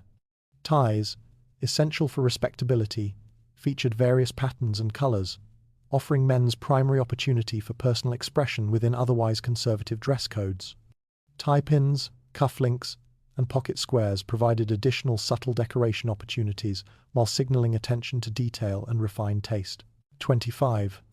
Rise of department stores. The 1920s witnessed department stores reaching their cultural and commercial zenith, becoming central institutions in American urban life that revolutionized retailing while serving as public spaces where diverse populations mingled. Aspirational consumption was cultivated, and modern merchandising techniques were pioneered. These elaborate establishments transformed shopping from practical necessity into recreational activity, while democratizing access to fashionable goods and establishing consumption as an essential component of American identity. Department stores concentrated diverse merchandise under single roofs, organized into specialized departments: women's clothing, men's furnishings, housewares, furniture, toys, cosmetics, and more, allowing customers to purchase everything needed without visiting multiple specialized shops. This convenience appealed enormously to urban consumers, particularly women who constituted stores' primary customers and found department stores offering comfortable, respectable environments where they could spend hours browsing without male escorts, a significant departure from Victorian restrictions on women's public movement. Major stores like Macy's in New York, Marshall Field's in Chicago, Wanamaker's in Philadelphia, and numerous regional establishments created spectacular shopping environments featuring elaborate architectural details, elegant displays, and luxurious amenities.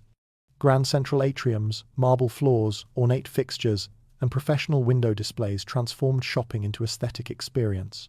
Many stores included restaurants, beauty salons, and lounges where shoppers could rest, creating destination environments, encouraging extended visits. This theatrical presentation elevated shopping from mundane chore into cultural event, with window shopping becoming popular leisure activity even for those not purchasing anything. Department stores pioneered modern marketing techniques that shaped 20th century consumer culture.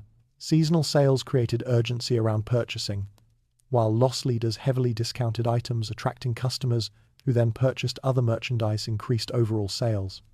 Extensive newspaper advertising promoted specific items and cultivated desires for products consumers hadn't known they needed. Store credit accounts, installment payment plans, and generous return policies reduced purchasing barriers, making expensive items accessible to middle-class families while encouraging consumption beyond immediate means. These establishments also served important social functions beyond commerce. They employed thousands of workers, particularly women, providing respectable jobs with relatively better conditions than factories offered. Sales positions required specific skills, product knowledge, customer service, and appropriate deportment, creating career opportunities for educated young women. However, compensation remained modest, and working conditions could be demanding, with long hours standing and management closely monitoring employee behavior. Department stores reflected and reinforced class stratification despite democratic rhetoric. Affluent customers received preferential treatment, with personal shoppers and private showings available to wealthy clientele, while working-class customers faced subtle discrimination and surveillance. Store locations in downtown business districts made them inaccessible to many suburban and rural residents, though catalog sales partly addressed this limitation. Some stores maintained segregation policies excluding or restricting African American customers, reflecting broader societal racism. The 20s represented department stores' golden age before suburban shopping malls and discount retailers challenged their dominance. These establishments embodied modernity, prosperity, and American abundance, creating shopping experiences that influenced consumer expectations for decades while establishing retailing innovations that continue shaping commerce today. 26. The first chain grocery stores. The 1920s witnessed chain grocery stores' explosive expansion, fundamentally transforming food retailing from localized, relationship-based commerce conducted in neighborhood shops into standardized, efficient operations emphasizing price competition, product variety, and shopping convenience. This retail revolution altered food distribution, influenced agricultural production, and changed how American families shopped for groceries, while establishing business models that continue dominating food retail today. Chain stores companies operating multiple locations under unified management with centralized purchasing and standardized merchandising expanded dramatically during the 20s. The Great Atlantic and Pacific Tea Company, A&P, led this growth, operating over 15,000 stores by decade's end, making it America's largest retailer.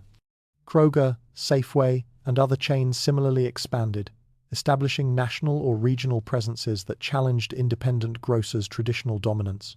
These companies achieved enormous economies of scale, purchasing directly from producers in massive quantities that secured substantial discounts, savings partly passed to consumers through lower prices. Chain stores revolutionized grocery shopping through several innovations.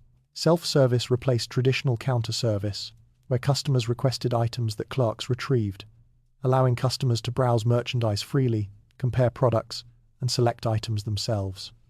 This innovation reduced labor costs while encouraging impulse purchases, as attractive displays tempted shoppers to buy products they hadn't intended purchasing. Cash and carry policies, where customers paid immediately rather than maintaining store accounts, further reduced costs while accelerating transactions. These operational efficiencies allowed chains to undercut independent grocers' prices substantially, sometimes by 20 to 30%. Standardization characterized chain store operations, with uniform store layouts, consistent product selections, and identical pricing across locations, creating predictable shopping experiences regardless of which store customers visited. This standardization extended to employee training, inventory management, and merchandising strategies, creating efficient systems that reduced waste and maximized profitability. Central warehouses supplied multiple stores, eliminating redundant inventory while ensuring product availability. Scientific management principles applied to retailing created unprecedented efficiency that independent grocers operating individually couldn't match. Product variety expanded considerably in chain stores compared to traditional grocers' limited selections. Chains stocked hundreds or thousands of items, including national brands advertised heavily in newspapers and magazines, store brands offering lower-priced alternatives, and specialty items previously unavailable outside ethnic neighborhoods or specialty shops. This variety attracted customers seeking convenience of one-stop shopping, though it also created overwhelming choices that sometimes confused shoppers accustomed to simpler selections. Independent grocers fought chain expansion vigorously, arguing chains destroyed communities by eliminating personal service, driving out local businesses, and extracting profits for distant corporate shareholders rather than circulating money locally. Some states considered anti-chain legislation, imposing special taxes or restricting chain operations, though these efforts generally failed against chain stores' powerful lobbying and consumer support for lower prices. Many independent grocers eventually joined voluntary chains or cooperative purchasing groups, attempting to match chain stores' economies while maintaining independent ownership. Chain stores' impact extended beyond retailing into agricultural production, as large chains' purchasing power influenced what farmers produced and how products were processed and packaged. Chains demanded standardization, consistent quality, and year-round availability, pushing agricultural industrialization and reducing seasonal variation in food availability. This transformation connected farmers directly to national markets, while making them dependent on large retailers' purchasing decisions. 27. Cigarettes and advertising culture. The 1920s witnessed cigarette smoking's transformation from primarily male habit associated with working-class culture into widespread practice, embraced across genders, ages, and social classes through aggressive marketing campaigns that pioneered modern advertising techniques while establishing tobacco companies among America's most profitable corporations. This period saw cigarette consumption increase dramatically, as advertising cultivated smoking as sophisticated, modern behavior associated with liberation, glamour, and social success, despite emerging health concerns that advertisers systematically minimized or countered. Cigarette consumption exploded during the 20s, with per capita cigarette consumption approximately tripling throughout the decade. World War I had introduced millions of young men to smoking, as military authorities distributed free cigarettes to soldiers, considering them morale boosters. Returning veterans continued smoking habits while influencing younger men, creating enormous market expansion. Technological improvements in cigarette manufacturing, particularly automated rolling machines, allowed mass production at prices making cigarettes affordable for ordinary consumers, transforming what had been relatively expensive luxury into everyday commodity. Women represented smoking's most significant new market.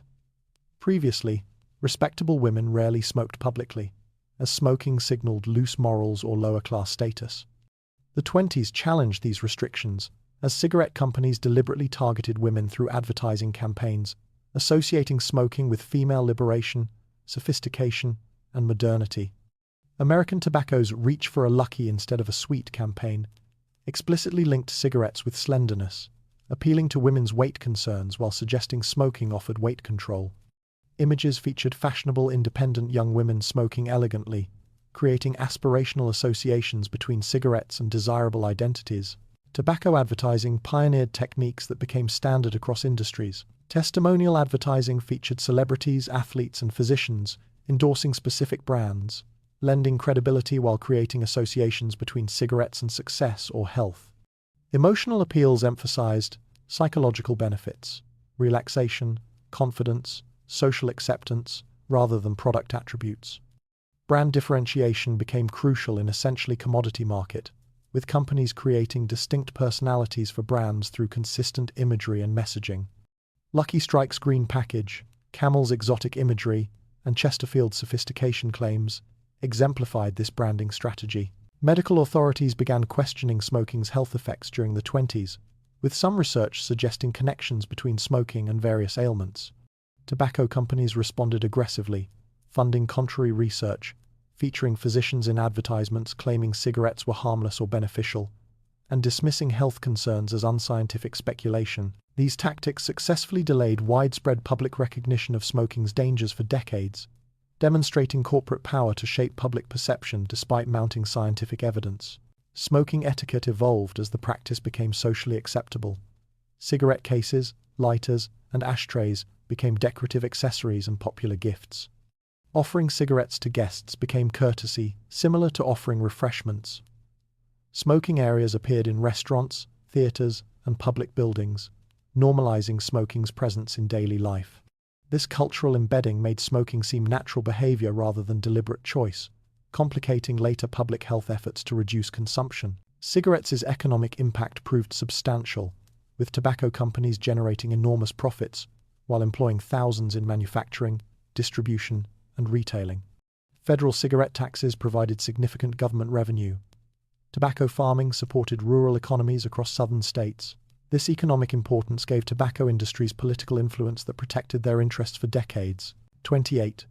Coca-Cola and soda fountains. The 1920s witnessed Coca-Cola's transformation from regional beverage into national icon, while soda fountains became central fixtures in American social life, serving as gathering places where diverse populations congregated, socialized, and consumed not just refreshments, but participated in emerging consumer culture that emphasized leisure, pleasure, and modern convenience.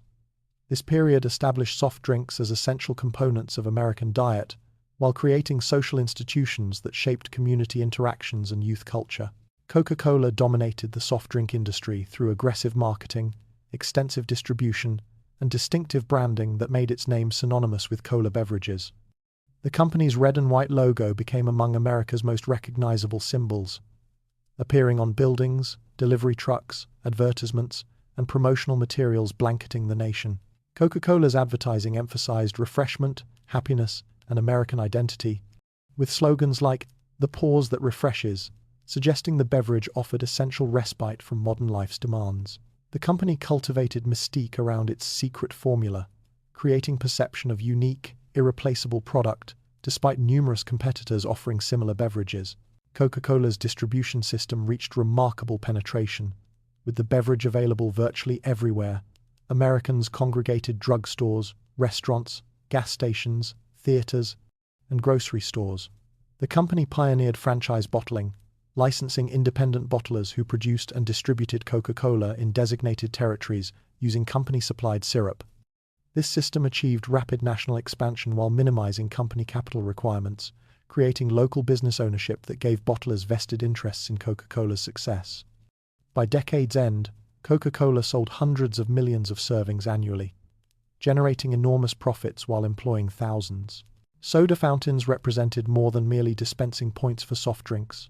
They functioned as social institutions particularly important for young people and women seeking respectable public gathering spaces. Drugstores installed elaborate marble or ceramic fountains featuring multiple spigots dispensing various flavored syrups mixed with carbonated water, creating customized beverages.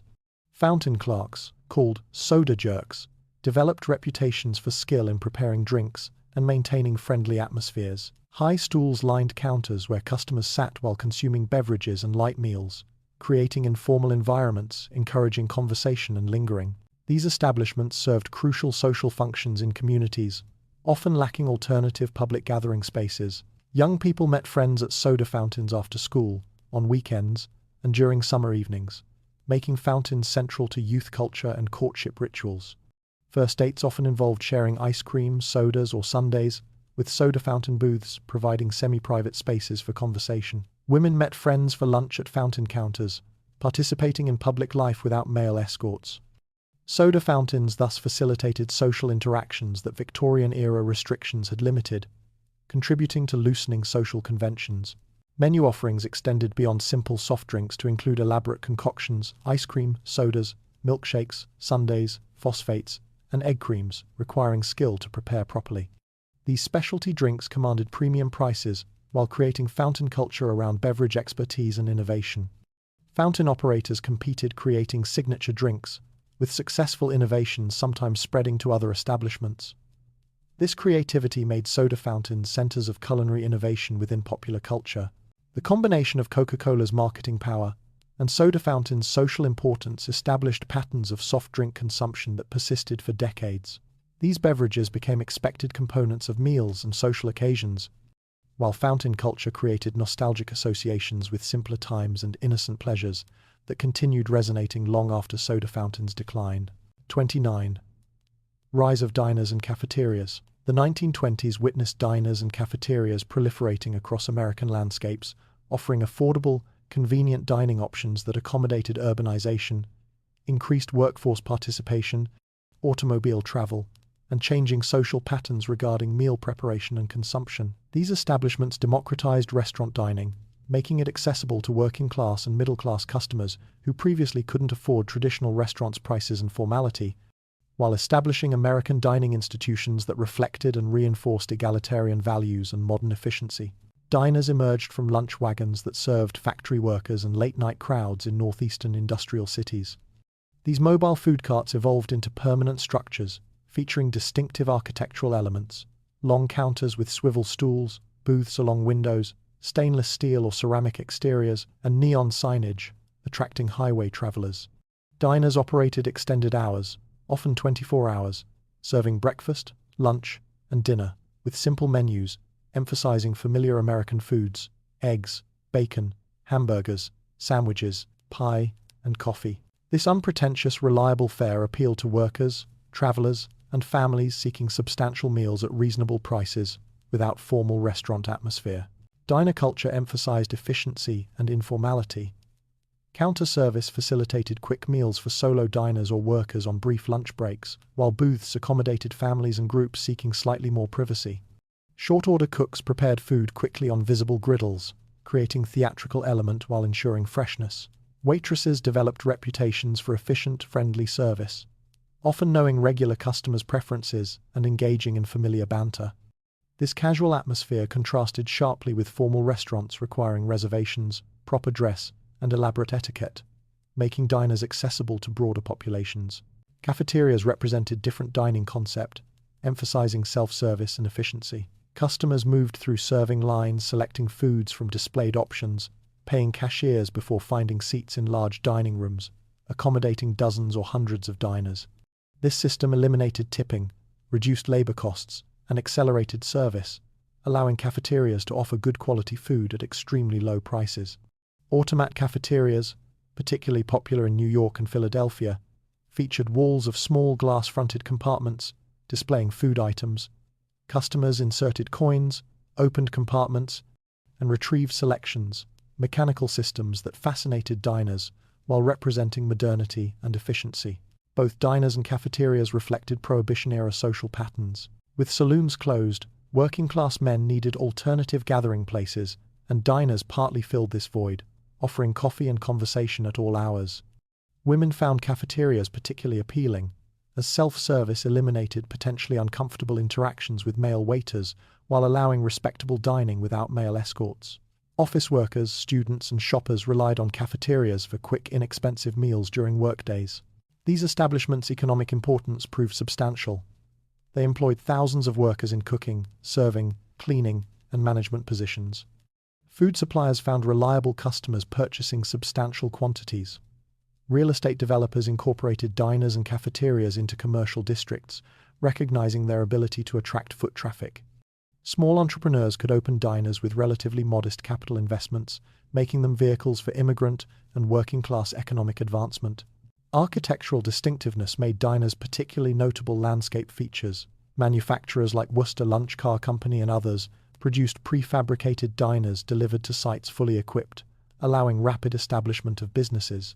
These structures' streamlined, modern designs proclaimed progress and efficiency, while their distinctive appearances made them memorable landmarks. Highway diners became essential infrastructure, supporting automobile tourism, offering reliable refreshment for travelers on long journeys. 30. Automobiles shaping suburbs. The 1920s witnessed automobiles fundamentally transforming American residential patterns as suburbs expanded dramatically along highway corridors, creating decentralized development that challenged traditional urban concentration, while establishing spatial relationships between home, work, and commerce that defined 20th century American geography. This suburban expansion reflected and reinforced automobile ownership's increasing ubiquity while generating profound consequences for urban planning. Infrastructure investment, social segregation, and environmental conditions that continue shaping American life. Automobile ownership liberated middle-class families from dependence on fixed-route streetcar systems that had constrained residential locations to corridors served by public transportation. Cars allowed living considerable distances from workplaces while maintaining reasonable commute times, opening vast land areas for residential development. Developers recognized this opportunity, purchasing agricultural land beyond city limits and subdividing it into residential lots, marketed to families seeking escape from urban congestion, noise, and perceived moral dangers, while maintaining employment in central cities. Suburban developments emphasize single-family detached homes with private yards, residential forms impossible in dense urban environments. These homes offered space, privacy, and connection to nature that urban apartments lacked, appealing particularly to families with children. Developers promoted suburban living as healthier, safer, and more wholesome than city life, employing rhetoric, associating suburbs with traditional American values and urban areas with foreign influences and social problems. This marketing proved remarkably effective, attracting thousands of middle-class families who viewed homeownership in suburban settings as achieving American dream. Infrastructure development facilitated suburban expansion. Roads improved to handle increased automobile traffic, with paved highways replacing dirt roads and sophisticated engineering, overcoming geographic obstacles. Governments invested heavily in road construction, viewing transportation infrastructure as essential for economic development. Utilities, electricity, water, sewerage extended into suburban areas, making modern conveniences available beyond city limits. These infrastructure investments represented enormous public expenditures that effectively subsidized suburban development while making it practical for ordinary families. Commercial activities followed residential populations into suburbs. Shopping districts emerged along highway corridors, featuring automobile-oriented businesses, gas stations, auto repair shops, drive-in restaurants alongside traditional retail establishments. These commercial areas differed from urban shopping districts in emphasizing convenience for motorists rather than pedestrians, with parking lots, drive-through services, and highway-facing signage. Some developers created planned shopping centers, consolidating multiple stores in single locations, with ample parking, presaging post-war shopping mall development. Suburban expansion generated significant social consequences. Middle-class flight from cities reduced urban tax bases while concentrating poverty in central cities, creating fiscal crises that plagued American cities for decades. Suburbs often excluded working-class families and racial minorities through economic barriers, property prices, minimum lot sizes, and sometimes explicit racial covenants, prohibiting sales to non-whites. This segregation reinforced racial and economic inequality, while creating homogeneous communities that lacked urban neighborhoods' diversity. Environmental impacts proved substantial. Agricultural land disappeared under suburban development, while automobile dependence increased fuel consumption and air pollution. Low-density development patterns required extensive infrastructure, serving fewer people than equivalent urban populations, creating inefficiencies. Natural landscapes transformed into residential subdivisions, fundamentally altering regional ecologies. The 1920s established suburban development patterns that accelerated dramatically after World War II, creating metropolitan regions characterized by low-density sprawl, automobile dependence, and spatial segregation by race and class patterns that continue dominating American geography while generating ongoing debates about sustainability, equity, and community character. 31. Babe Ruth's baseball dominance. The 1920s belonged to Babe Ruth, whose unprecedented power-hitting revolutionized baseball while his larger-than-life personality made him America's first modern sports celebrity. Ruth's acquisition by the New York Yankees from the Boston Red Sox in 1920 for $125,000 proved baseball's most consequential transaction, transforming the Yankees into dynasty, while supposedly cursing the Red Sox for generations. Ruth shattered conventional baseball wisdom, emphasizing strategic play over power. His home run totals exceeded entire teams' outputs, hitting 54 in 1920 when no other player reached 20. He reached 60 home runs in 1927, a record spanning 34 years. Ruth's swing for the fences approach attracted enormous crowds, with fans paying specifically to witness his prodigious blasts. His ability to hit baseballs extraordinary distances made each at-bat potential spectacle. Beyond statistics, Ruth embodied the Jazz Age's exuberant spirit. His appetite for food, drink, women, and nightlife was legendary, with Ruth living as extravagantly as he played. He commanded enormous salary, $80,000 annually, by decade's end, exceeding President Hoover's compensation. When questioned about earning more than the president, Ruth allegedly quipped, "I had a better year." This confidence and showmanship made him perfect hero for prosperity-obsessed decade seeking entertainment and escape from convention. 32. Lou Gehrig. Joining the Yankees. Lou Gehrig joined the New York Yankees in 1923, beginning a legendary career that would span 17 seasons and establish him as baseball's Iron Horse through his remarkable consecutive game streak and consistent excellence. Initially, Gehrig played sporadically, but by 1925 he became the Yankees' regular first baseman, forming devastating batting lineup combination with Babe Ruth that terrorized American League pitchers throughout the decade. Gehrig's approach contrasted sharply with Ruth's flamboyance. He was quiet, modest, and workmanlike, letting performance speak rather than cultivating celebrity. His consistency proved remarkable. He drove in over 100 runs 13 consecutive seasons, providing reliable production that complemented Ruth's explosive power. The 1927 Yankees, often called baseball's greatest team, featured both sluggers in their prime, with Gehrig hitting 47 home runs and driving in 175 runs while Ruth achieved his 60 home run season. Gehrig's durability became his defining characteristic. Beginning in 1925, he played 2,130 consecutive games, a streak ending only when illness forced retirement in 1939. This reliability earned him the Iron Horse nickname, representing dependability in an era valuing steadiness alongside Ruth's spectacular achievements. His tragic diagnosis with amyotrophic lateral sclerosis, now commonly called Lou Gehrig's disease, and his farewell speech declaring himself the luckiest man on the face of the earth, created one of sport's most poignant moments, though this occurred after the 20s ended. 33. The 1920s college football boom. College football exploded in popularity during the 1920s, evolving from primarily regional sport into national phenomenon, attracting massive crowds, generating significant revenue, and producing legendary players and coaches who elevated the game's status. Universities constructed enormous stadiums, accommodating 50,000 or more spectators, with football success becoming source of institutional pride and alumni engagement, while raising questions about athletics' role in higher education. The sport's growth reflected broader cultural trends, emphasizing entertainment, spectatorship, and youth culture. Saturday afternoon games became social events, where students, alumni, and local communities gathered, creating festive atmospheres with bands, cheerleaders, and elaborate pre-game and halftime ceremonies. Radio broadcasts extended football's reach beyond stadium attendees, making star players national celebrities.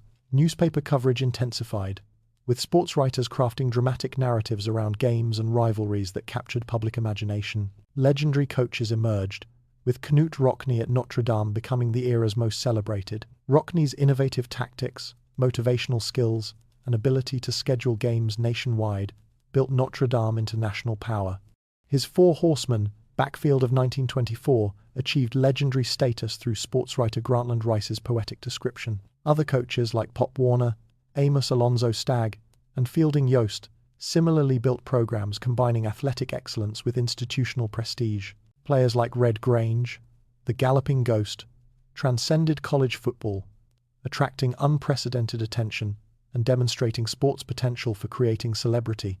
Grange's performances drew crowds exceeding 70,000, with his professional career after graduation helping establish the NFL's credibility by bringing college football's star power to professional ranks. 34. Boxing heroes. Like Jack Dempsey dominated heavyweight boxing during the 1920s, becoming one of America's most famous athletes through his aggressive fighting style, working-class background, and participation in boxing's first million-dollar gates.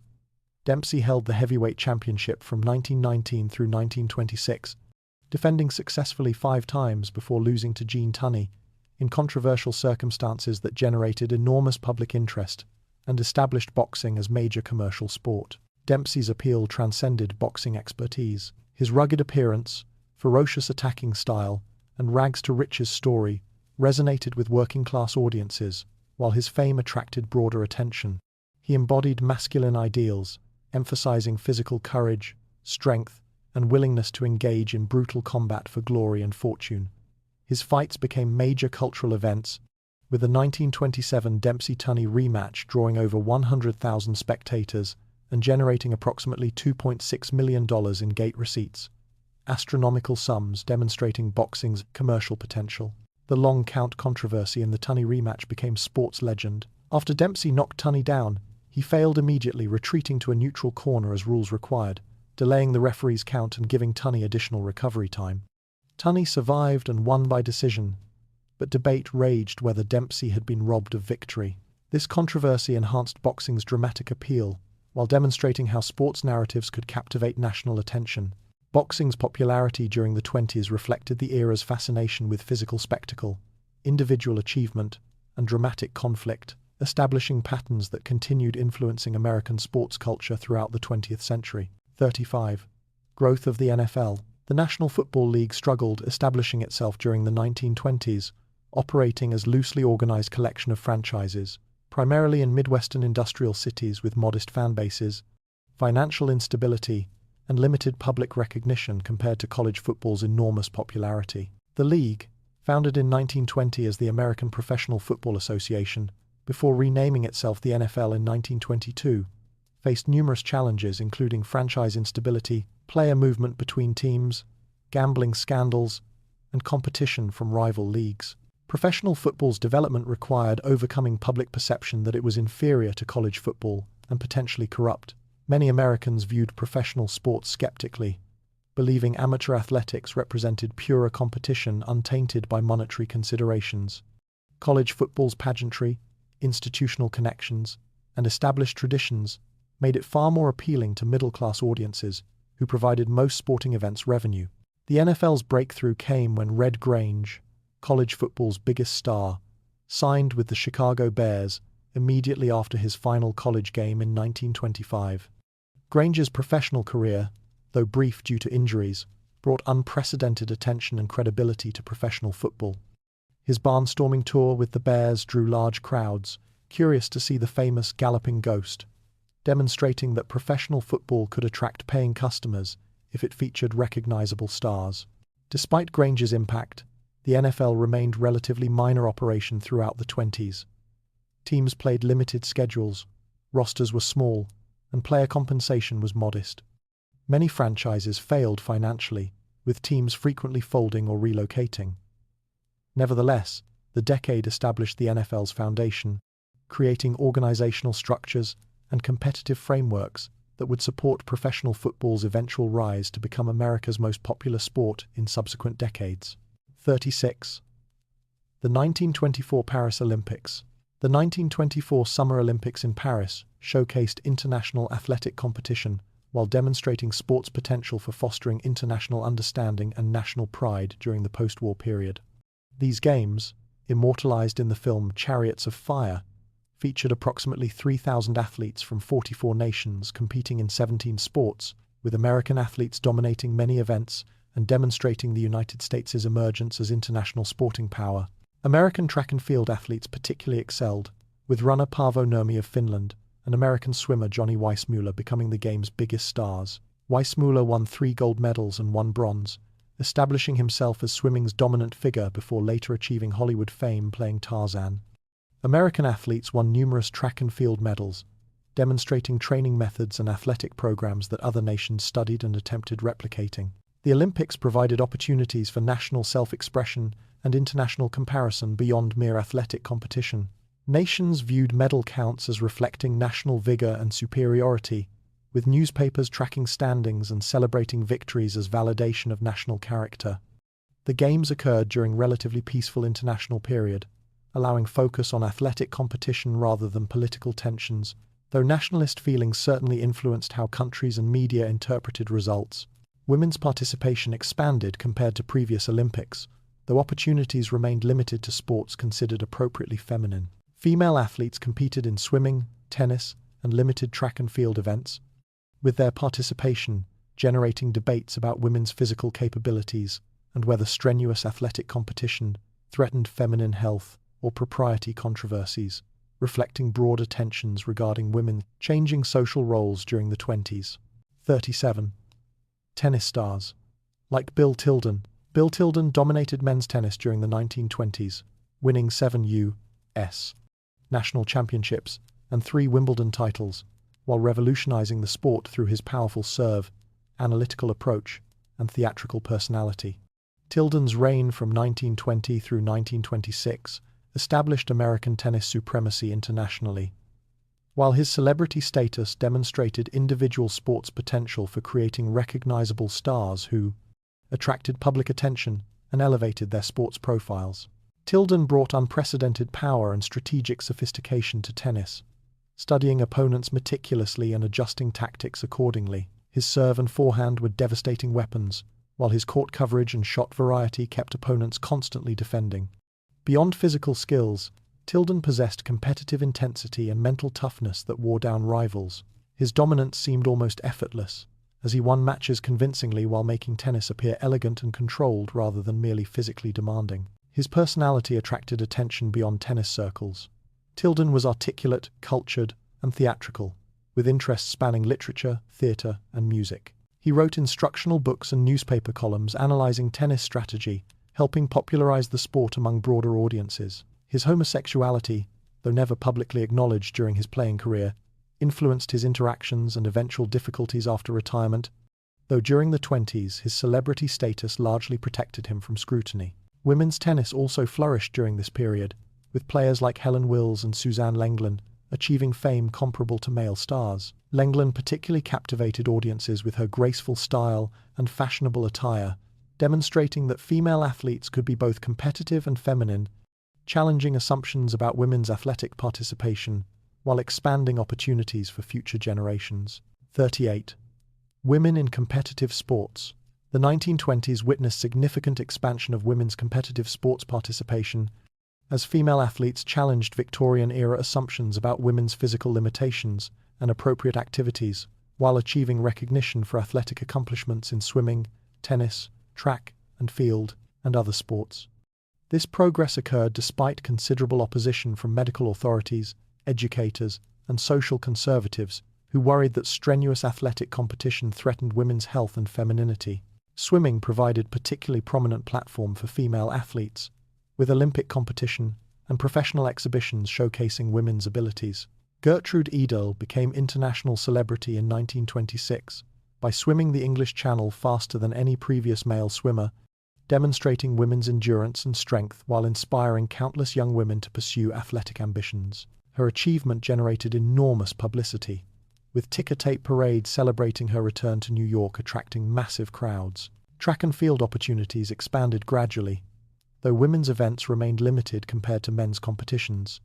The 1928 Olympics would include women's track and field for the first time, with the 20s seeing increasing acceptance of female participation in running, jumping, and throwing events. However, medical authorities frequently warned against strenuous exertion, claiming it could damage women's reproductive systems or cause them to develop unfeminine muscular physiques concerns, reflecting anxieties about women's changing social roles rather than scientific evidence. Women's sports faced institutional obstacles including limited funding, fewer competitive opportunities, and social disapproval. Many educators advocated play days, emphasizing recreational participation over competitive excellence, fearing that serious athletic competition encouraged unwomanly aggression and potentially attracted lesbian participants, reflecting era's homophobia and rigid gender norms.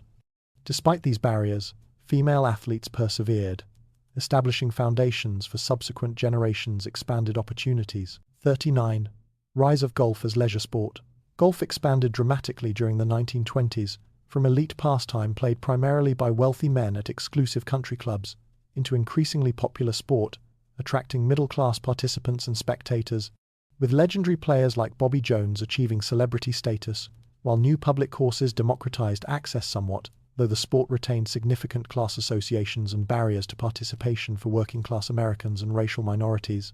Bobby Jones dominated amateur golf, winning 13 major championships during the 20s, while maintaining amateur status throughout his career, a decision that enhanced his reputation as gentleman athlete, pursuing excellence for honor rather than money. Jones's graceful swing, sportsmanship, and Southern gentleman demeanor made him ideal hero for Americans seeking reassurance that traditional values persisted amid rapid social change. His 1930 Grand Slam victory, winning all 4 major tournaments in single year, represented golf's greatest achievement, though this occurred just beyond the 20s. Professional golf developed slowly during this period, with limited tournament opportunities and modest prize money making professional careers financially precarious. Walter Hagen emerged as professional golf's biggest star, winning multiple major championships while advocating for professional golfers' respect and better treatment at tournaments. His flamboyant lifestyle and confidence challenged perceptions that professionals were socially inferior to wealthy amateur players, gradually elevating professional golf's status. Golf course construction accelerated during the 20s, with approximately 5,000 new courses built nationwide. Many were private country clubs serving affluent suburbs, but public courses also emerged, allowing middle-class players access to the sport. However, costs remained significant. Equipment, appropriate clothing, greens fees, and time requirements made golf impractical for working-class Americans, while racial segregation excluded African Americans from most courses entirely. 40. Horse racing and Seabiscuit's early fame. Horse racing remained immensely popular during the 1920s, attracting enormous crowds to major tracks where thoroughbreds competed for substantial purses while spectators wagered heavily on race outcomes, creating massive betting industries that raised concerns about gambling's social impacts, yet generated significant revenue for tracks, owners, and state governments through pari-mutuel taxation. The sport combined athletic spectacle, gambling excitement, and social pageantry, appealing across class lines with aristocratic owners, working-class bettors, and middle-class families all participating. Major races like the Kentucky Derby, Preakness Stakes, and Belmont Stakes, comprising the Triple Crown, attracted national attention, with winners achieving fame and significantly increased breeding value. Man o' War, though his racing career ended in 1920, remained the decade's most celebrated horse, having lost only once in 21 career races and set multiple records. His offspring commanded premium prices, with owners hoping to reproduce his extraordinary abilities. Note: Seabiscuit was actually foaled in 1933 and achieved fame during the late 1930s, not during the 1920s. Therefore, he had no early fame during this decade. The prompt appears to contain a historical inaccuracy. Other notable horses of the 20s included Exterminator, Sir Barton, first Triple Crown winner in 1919, and Gallant Fox. Racing attracted diverse audiences, with wealthy owners maintaining stables of expensive thoroughbreds, while working-class bettors wagered modest sums hoping for windfalls. Tracks provided entertainment venues where different classes mingled, though seating arrangements reinforced social hierarchies, with exclusive clubhouses for wealthy patrons and general admission areas for ordinary spectators. The sport's gambling elements troubled moral reformers, but racing's popularity and economic importance generally protected it from prohibition efforts. 41. Women's right to vote. 19th Amendment. 1920. The 19th Amendment's ratification in August 1920 granted American women constitutional voting rights after decades of suffragist activism, fundamentally transforming American democracy, while raising questions about how women's political participation would reshape policy priorities and electoral outcomes. The amendment's passage culminated 72 years of organized struggle, beginning with the 1848 Seneca Falls Convention, representing triumphant conclusion to one of America's longest reform movements. Suffragists employed diverse tactics throughout their campaign: peaceful lobbying, mass demonstrations, picketing the White House, hunger strikes, and civil disobedience, generating publicity while pressuring politicians to support their cause. World War I proved catalytic, as women's essential contributions to wartime mobilization demonstrated their capabilities and made denying them political rights increasingly untenable. The amendment's immediate impact proved somewhat disappointing to activists who hoped women voters would dramatically transform politics, by supporting progressive reforms and peace initiatives. Women voted at lower rates than men initially, and they divided politically along similar lines as male voters rather than forming unified voting bloc. Nevertheless, the amendment represented monumental civil rights achievement, establishing legal equality in political participation. 42. Prohibition and speakeasies. The 18th Amendment and Volstead Act, effective January 1920, prohibited manufacturing, selling, and transporting alcoholic beverages, launching America's 13-year Nobel experiment that profoundly influenced 1920s culture, politics, and criminal activity. Prohibition emerged from decades of temperance activism, claiming alcohol caused domestic violence, poverty, and moral decay. Yet it generated widespread defiance, created enormous illegal alcohol industries, and ultimately failed to eliminate drinking while demonstrating government's limitations in legislating personal behavior. Speakeasies, illegal bars operating secretly, proliferated in cities, with New York reportedly hosting 30,000 such establishments. These venues required passwords or membership cards for entry, creating exclusive atmospheres that paradoxically made drinking more glamorous and rebellious. Speakeasies attracted diverse clienteles, including women, who gained unprecedented access to drinking establishments that pre-prohibition saloons had largely excluded. Home production flourished as Americans distilled spirits illegally, or fermented wine and beer. Bootleggers smuggled quality liquor from Canada, Mexico, and Caribbean islands, while others produced dangerous industrial alcohol causing blindness or death. Prohibition's enforcement proved inconsistent and inadequate, with underfunded agencies unable to stop massive illegal operations, while corruption undermined prosecution efforts. 43. Rise of organized crime. Prohibition created unprecedented opportunities for organized crime, as gangsters recognized enormous profits available, supplying Americans' continued alcohol demand despite legal prohibitions. Criminal organizations expanded dramatically during the 1920s, controlling illegal alcohol production and distribution while diversifying into gambling, prostitution, and labor racketeering, accumulating wealth and power that corrupted law enforcement, courts, and politicians, while generating spectacular violence as rival gangs competed for territorial control. Al Capone epitomized Prohibition-era gangsters, building Chicago criminal empire, generating estimated $60 million annually. Capone operated openly, bribing officials while maintaining public profile as successful businessman. His organization controlled speakeasies, breweries, and distilleries, while enforcing dominance through intimidation and murder. The 1929 St. Valentine's Day Massacre, where Capone's gunmen killed 7 rival gang members, shocked Americans and demonstrated organized crime's brazenness. Other cities experienced similar criminal expansion, with gangs controlling illegal activities through violence and corruption. These organizations employed thousands, created sophisticated business operations, and demonstrated how prohibition created criminal opportunities that undermined respect for law, while enriching violent criminals rather than eliminating drinking. 44. The Scopes Trial on Evolution, 1925. The Scopes Trial in July 1925 became defining confrontation between religious fundamentalism and modern science, as Tennessee prosecuted teacher John Scopes for violating state law prohibiting teaching evolution in public schools. The trial attracted international attention, with celebrity attorneys William Jennings Bryan prosecuting and Clarence Darrow defending, transforming courtroom proceedings into dramatic debate about science, religion, and educational authority that symbolized broader cultural tensions between traditional religious values and modern secular thought. The trial occurred in Dayton, Tennessee, where civic boosters welcomed publicity and economic benefits from hosting sensational proceedings. Journalists, including H.L. Mencken, covered the trial extensively, portraying fundamentalists as ignorant and backwards while celebrating scientific rationalism.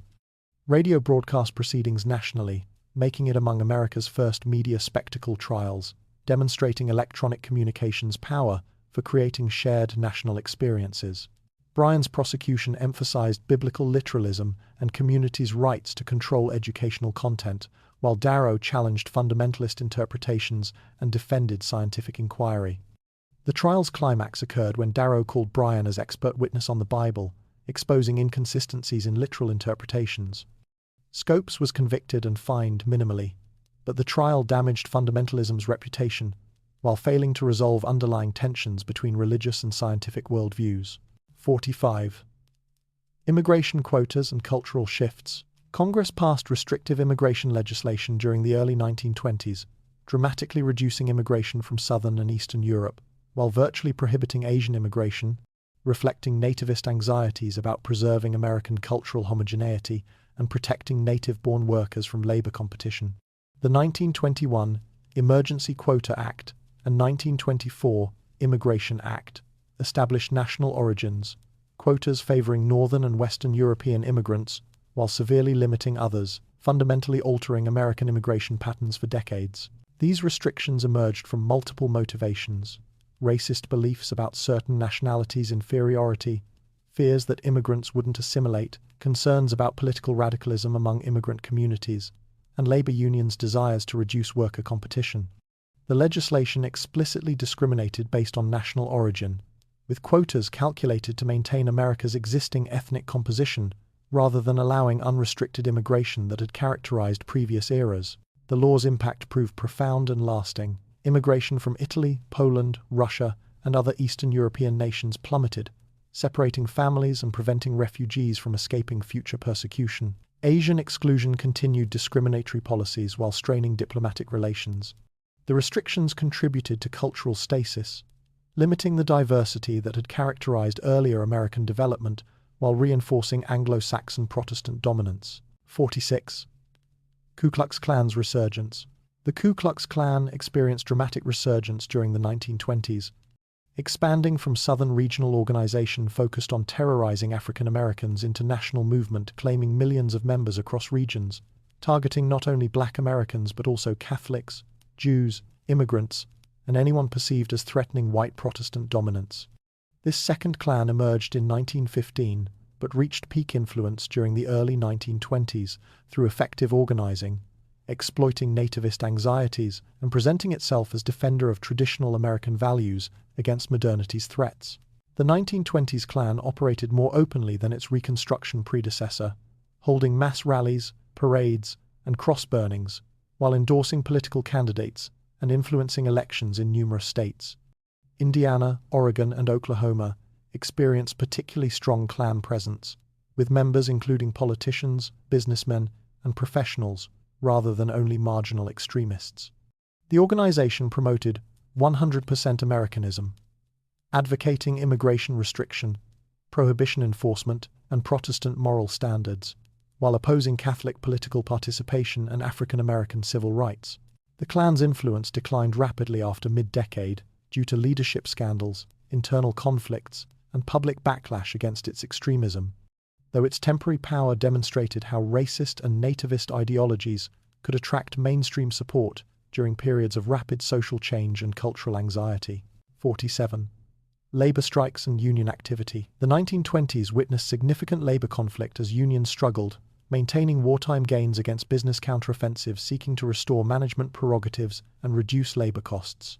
The decade began with major strikes in 1919 and 1920, including steel, coal, and railroad workers, but subsequent years saw declining union membership and power as employers successfully promoted American Plan open shops, used injunctions against strikes, and exploited post-war anti-radical sentiment to discredit unions as subversive. The 1919 steel strike involving 365,000 workers demonstrated labor's mobilization capacity, but ultimately failed when companies refused negotiations, hired replacement workers, and employed violence against strikers.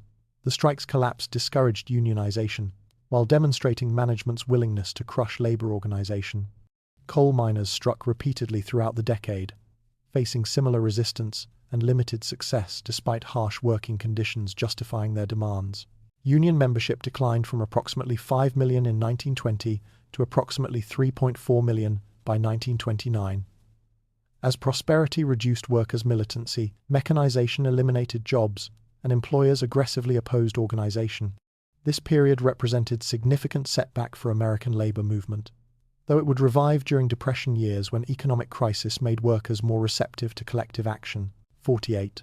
Warren G. Harding's presidency. Warren G. Harding served as president from March 1921 until his unexpected death in August 1923, presiding over transition from wartime mobilization to peacetime normalcy, while his administration became synonymous with corruption when scandals emerged after his death, revealing extensive wrongdoing by cabinet members and associates.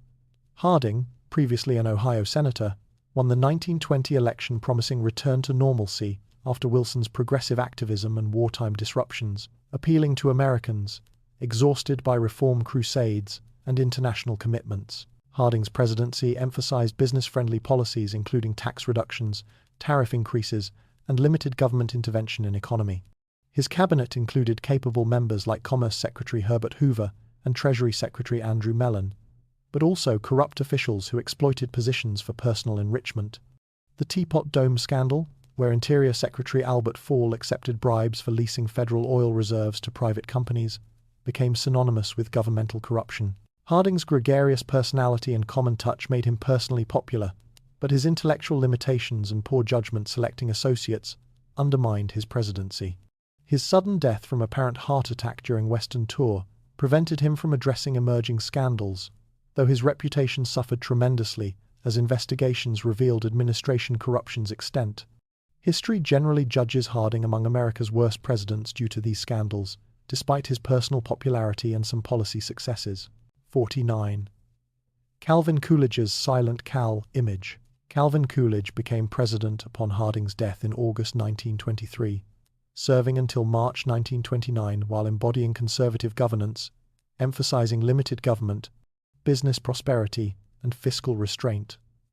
Coolidge's taciturn personality earned him the Silent Cal nickname, contrasting sharply with Harding's gregariousness and reflecting New England Yankee reserve that many Americans found reassuring after Harding's scandals. His famous statement that the chief business of the American people is business encapsulated his administration's philosophy, elevating commercial success as measure of national achievement. Coolidge restored dignity to presidency after Harding's corrupt administration, projecting honesty and competence that reassured Americans about governmental integrity. He won 1924 election decisively, benefiting from economic prosperity, while Democratic divisions helped Republican victory. His presidency emphasized reducing federal spending, lowering taxes, and avoiding governmental interference with business operations, policies that business leaders enthusiastically supported, while critics argued they favored wealthy over ordinary Americans. Coolidge's minimalist approach to governance meant he rarely proposed major initiatives, preferring maintaining existing arrangements to attempting reforms. He declined running for re-election in 1928, reportedly saying, "I do not choose to run," leaving office as prosperity continued while remaining popular. His presidency represented conservative governance at its peak, though subsequent depression raised questions about whether his hands-off approach contributed to economic collapse. 50. Herbert Hoover's Secretary of Commerce role. Herbert Hoover served as Commerce Secretary throughout the Harding and Coolidge administrations from 1921 through 1928, transforming a relatively minor cabinet position into significant policy-making role, while establishing reputation as brilliant administrator and progressive technocrat that made him inevitable Republican presidential nominee in 1928. Hoover brought impressive credentials: successful mining engineer, effective wartime food administrator, humanitarian organizing relief for war-torn Europe, demonstrating competence and public service commitment that contrasted with typical politicians. As Commerce Secretary, Hoover aggressively promoted American business interests internationally, standardized industrial practices, encouraged trade associations, and facilitated cooperation between government and business. He believed intelligent planning and voluntary cooperation could eliminate economic inefficiencies, while avoiding heavy-handed government regulation, representing middle path between laissez-faire capitalism and socialist planning. His activism made Commerce departments central to economic policymaking, despite traditional view of the position as relatively unimportant. Hoover's reputation as great engineer and great humanitarian made him enormously popular, with many viewing him as ideal leader, combining business acumen with social conscience. His 1928 presidential victory seemed to validate this assessment, though subsequent depression catastrophically undermined his reputation when his policies proved inadequate, addressing economic collapse, transforming him from celebrated administrator into symbol of governmental failure. 51. Einstein's theories influencing American academia. Albert Einstein's relativity theories profoundly influenced American scientific and intellectual communities during the 1920s. Though few understood the complex mathematics underlying his revolutionary ideas about space, time, and gravity, Einstein visited America in 1921, receiving celebrity treatment while lecturing at universities. His work challenged Newtonian physics certainties, inspiring philosophical debates about reality's nature, while demonstrating theoretical physics' power for transforming fundamental understanding of the universe's structure and behavior. 52. The discovery of insulin in the 1920s. Frederick Banting and Charles Best discovered insulin in 1921 at the University of Toronto, revolutionizing diabetes treatment and transforming previously fatal disease into manageable chronic condition. Clinical trials in 1922 demonstrated insulin's effectiveness in controlling blood sugar, with production rapidly scaling to meet enormous demand. This breakthrough saved countless lives while establishing pharmaceutical research models and demonstrating modern medicine's potential for developing therapeutic interventions against previously incurable diseases through systematic scientific investigation and experimentation. 53. Advances in astronomy and new observatories.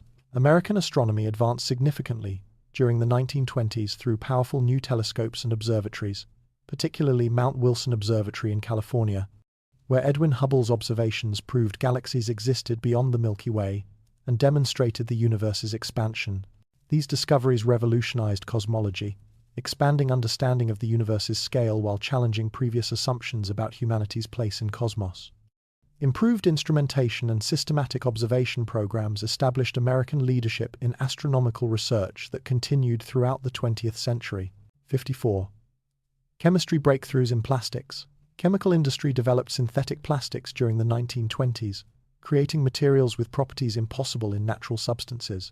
Bakelite, invented earlier but commercially developed during this period, became the first fully synthetic plastic used in electrical insulators, telephone housings, and consumer products. These innovations demonstrated organic chemistry's practical applications while launching the plastics industry that would transform manufacturing, though environmental consequences of non-biodegradable materials remained unrecognized. Chemical companies invested heavily in research, establishing industrial laboratories that generated numerous innovations. 55. Medical imaging improvements. Medical imaging technology advanced during the 1920s as X-ray equipment became more sophisticated, producing clearer images with reduced radiation exposure. Improved techniques allowed better visualization of internal structures, enhancing diagnostic capabilities while reducing dangerous exploratory surgeries. Radiologists developed specialized expertise interpreting images, establishing radiology as distinct medical specialty. These advances demonstrated technology's potential for improving medical practice, while raising questions about radiation safety that wouldn't be fully addressed until later decades, when long-term exposure effects became apparent through epidemiological studies. 56. Rise of psychology and Freud's influence. Sigmund Freud's psychoanalytic theories gained substantial influence in American intellectual circles during the 1920s, despite many psychologists questioning his methods and conclusions. Freudian concepts, unconscious motivation, childhood experiences shaping personality, sexual drives, influencing behavior, entered popular discourse, influencing literature, advertising, and cultural commentary. Psychology departments expanded in universities, though behaviorism remained dominant in academic psychology. Mental health treatment remained primitive by modern standards, but increasing acceptance of psychological approaches represented progress beyond purely custodial institutional care for mental illness. 57. Archaeology. King Tut's tomb, discovered 1922. Howard Carter's discovery of Tutankhamun's nearly intact tomb in November 1922 created worldwide sensation, revealing ancient Egypt's spectacular treasures while demonstrating archaeology's potential for recovering lost civilizations.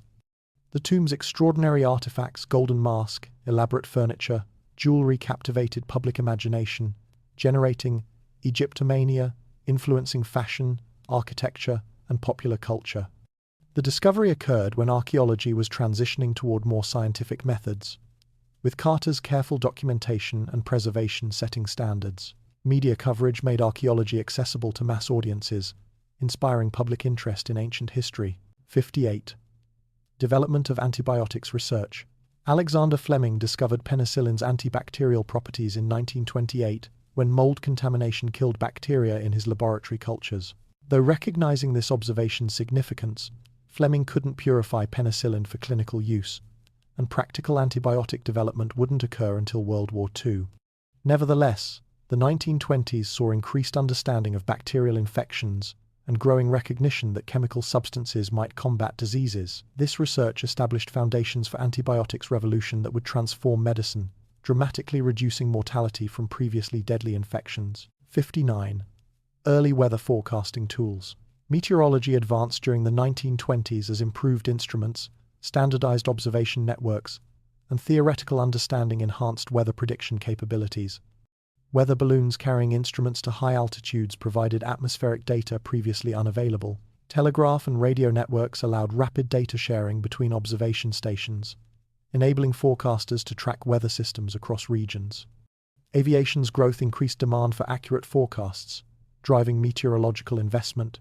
Despite improvements, predictions remained limited by incomplete atmospheric understanding and computational limitations that prevented sophisticated modeling until computer era. 60. Rise of universities and public education. American higher education expanded dramatically during the 1920s as university enrollments increased, research programs developed, and institutions established themselves as centers for scientific advancement and professional training.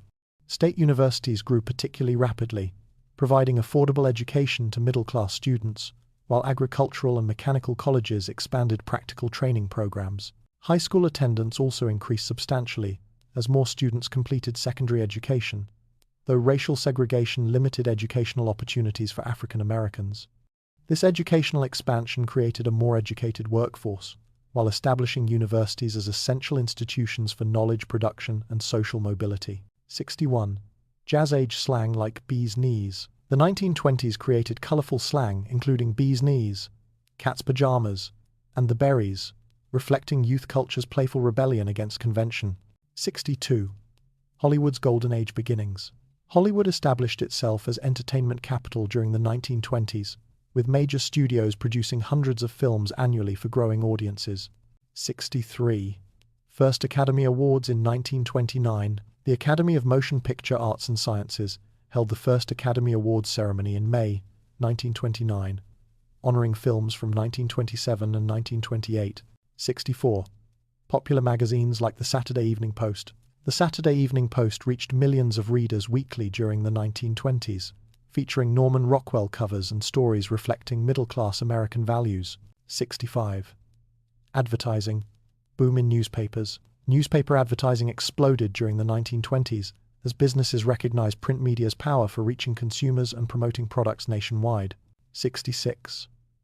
Rise of celebrity culture. Mass media created modern celebrity culture during the 1920s, making movie stars, athletes, and public figures household names through publicity. 67.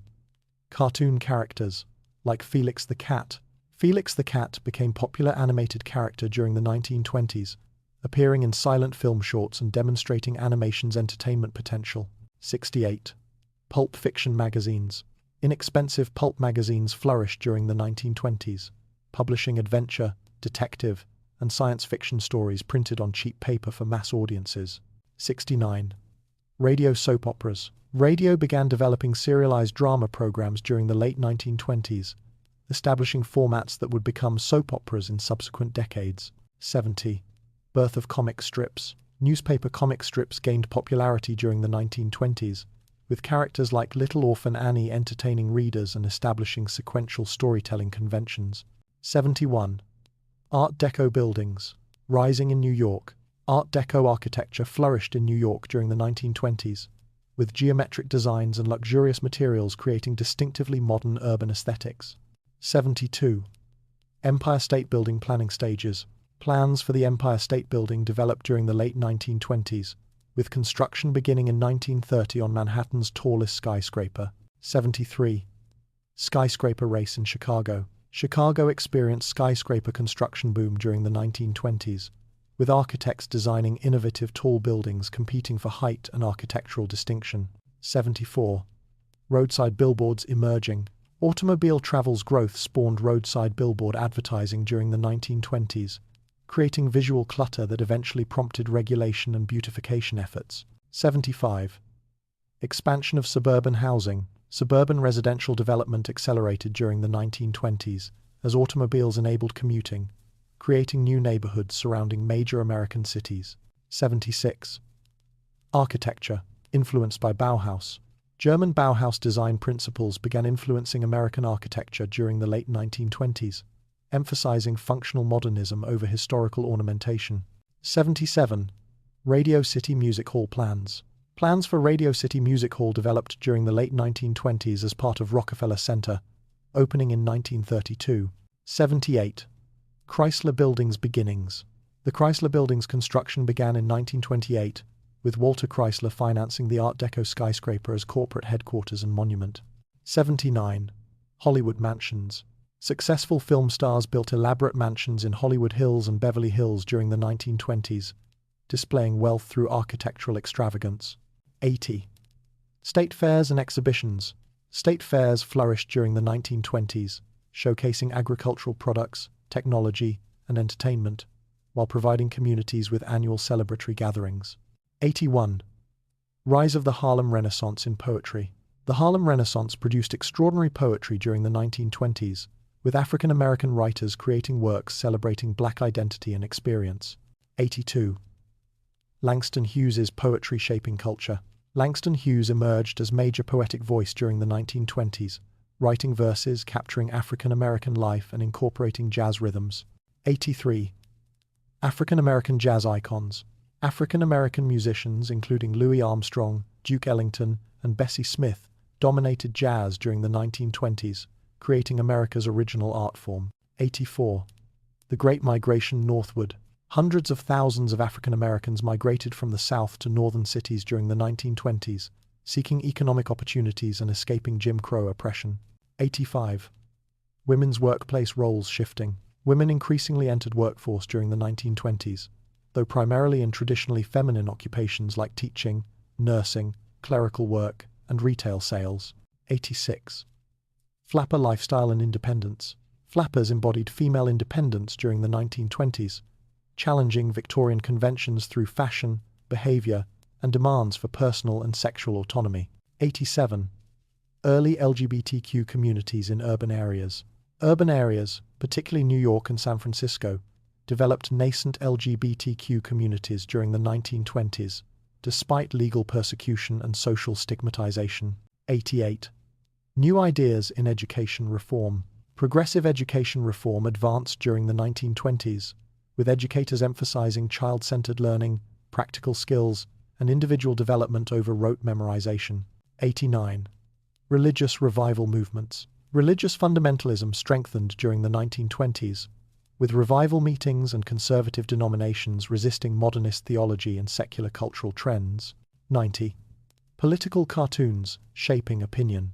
Newspaper political cartoons influenced public opinion during the 1920s, with artists using visual satire to comment on politics and social issues.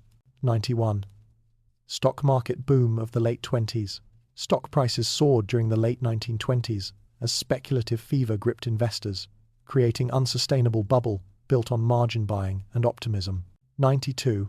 Wall Street crash of 1929. The stock market crashed in October 1929, with Black Thursday and Black Tuesday seeing catastrophic losses that destroyed fortunes overnight. 93. Bank failures. Beginning, bank failures accelerated after the 1929 crash as panicked depositors withdrew savings, causing financial institutions to collapse throughout America. 94. Dust Bowl. Early signs. Agricultural overproduction and drought conditions during the late 1920s foreshadowed the devastating Dust Bowl that would ravage Great Plains during the 30s. 95. Growing economic inequality. Wealth concentration increased during the 1920s as prosperity disproportionately benefited wealthy Americans, while workers' wages stagnated and farmers struggled economically. 96. Hoover. Elected in 1928, Herbert Hoover won the 1928 presidential election overwhelmingly, promising continued prosperity before the economic collapse destroyed his presidency's effectiveness. 97. Shifting. Cultural optimism. Cultural optimism pervading the 1920s gradually transformed into anxiety as the decade ended, with economic warning signs suggesting prosperity's fragility. 98. Jazz music, international reach. American jazz spread internationally during the 1920s, with European audiences embracing the music and African American musicians touring abroad successfully. 99. Silent film era's last days. Silent cinema reached its artistic peak during the late 1920s, before sound technology rendered it obsolete, ending extraordinary creative period. 100. America, standing at the edge of the Great Depression. As the 1920s concluded, America stood unknowingly at the precipice of economic catastrophe that would define the following decade's hardship.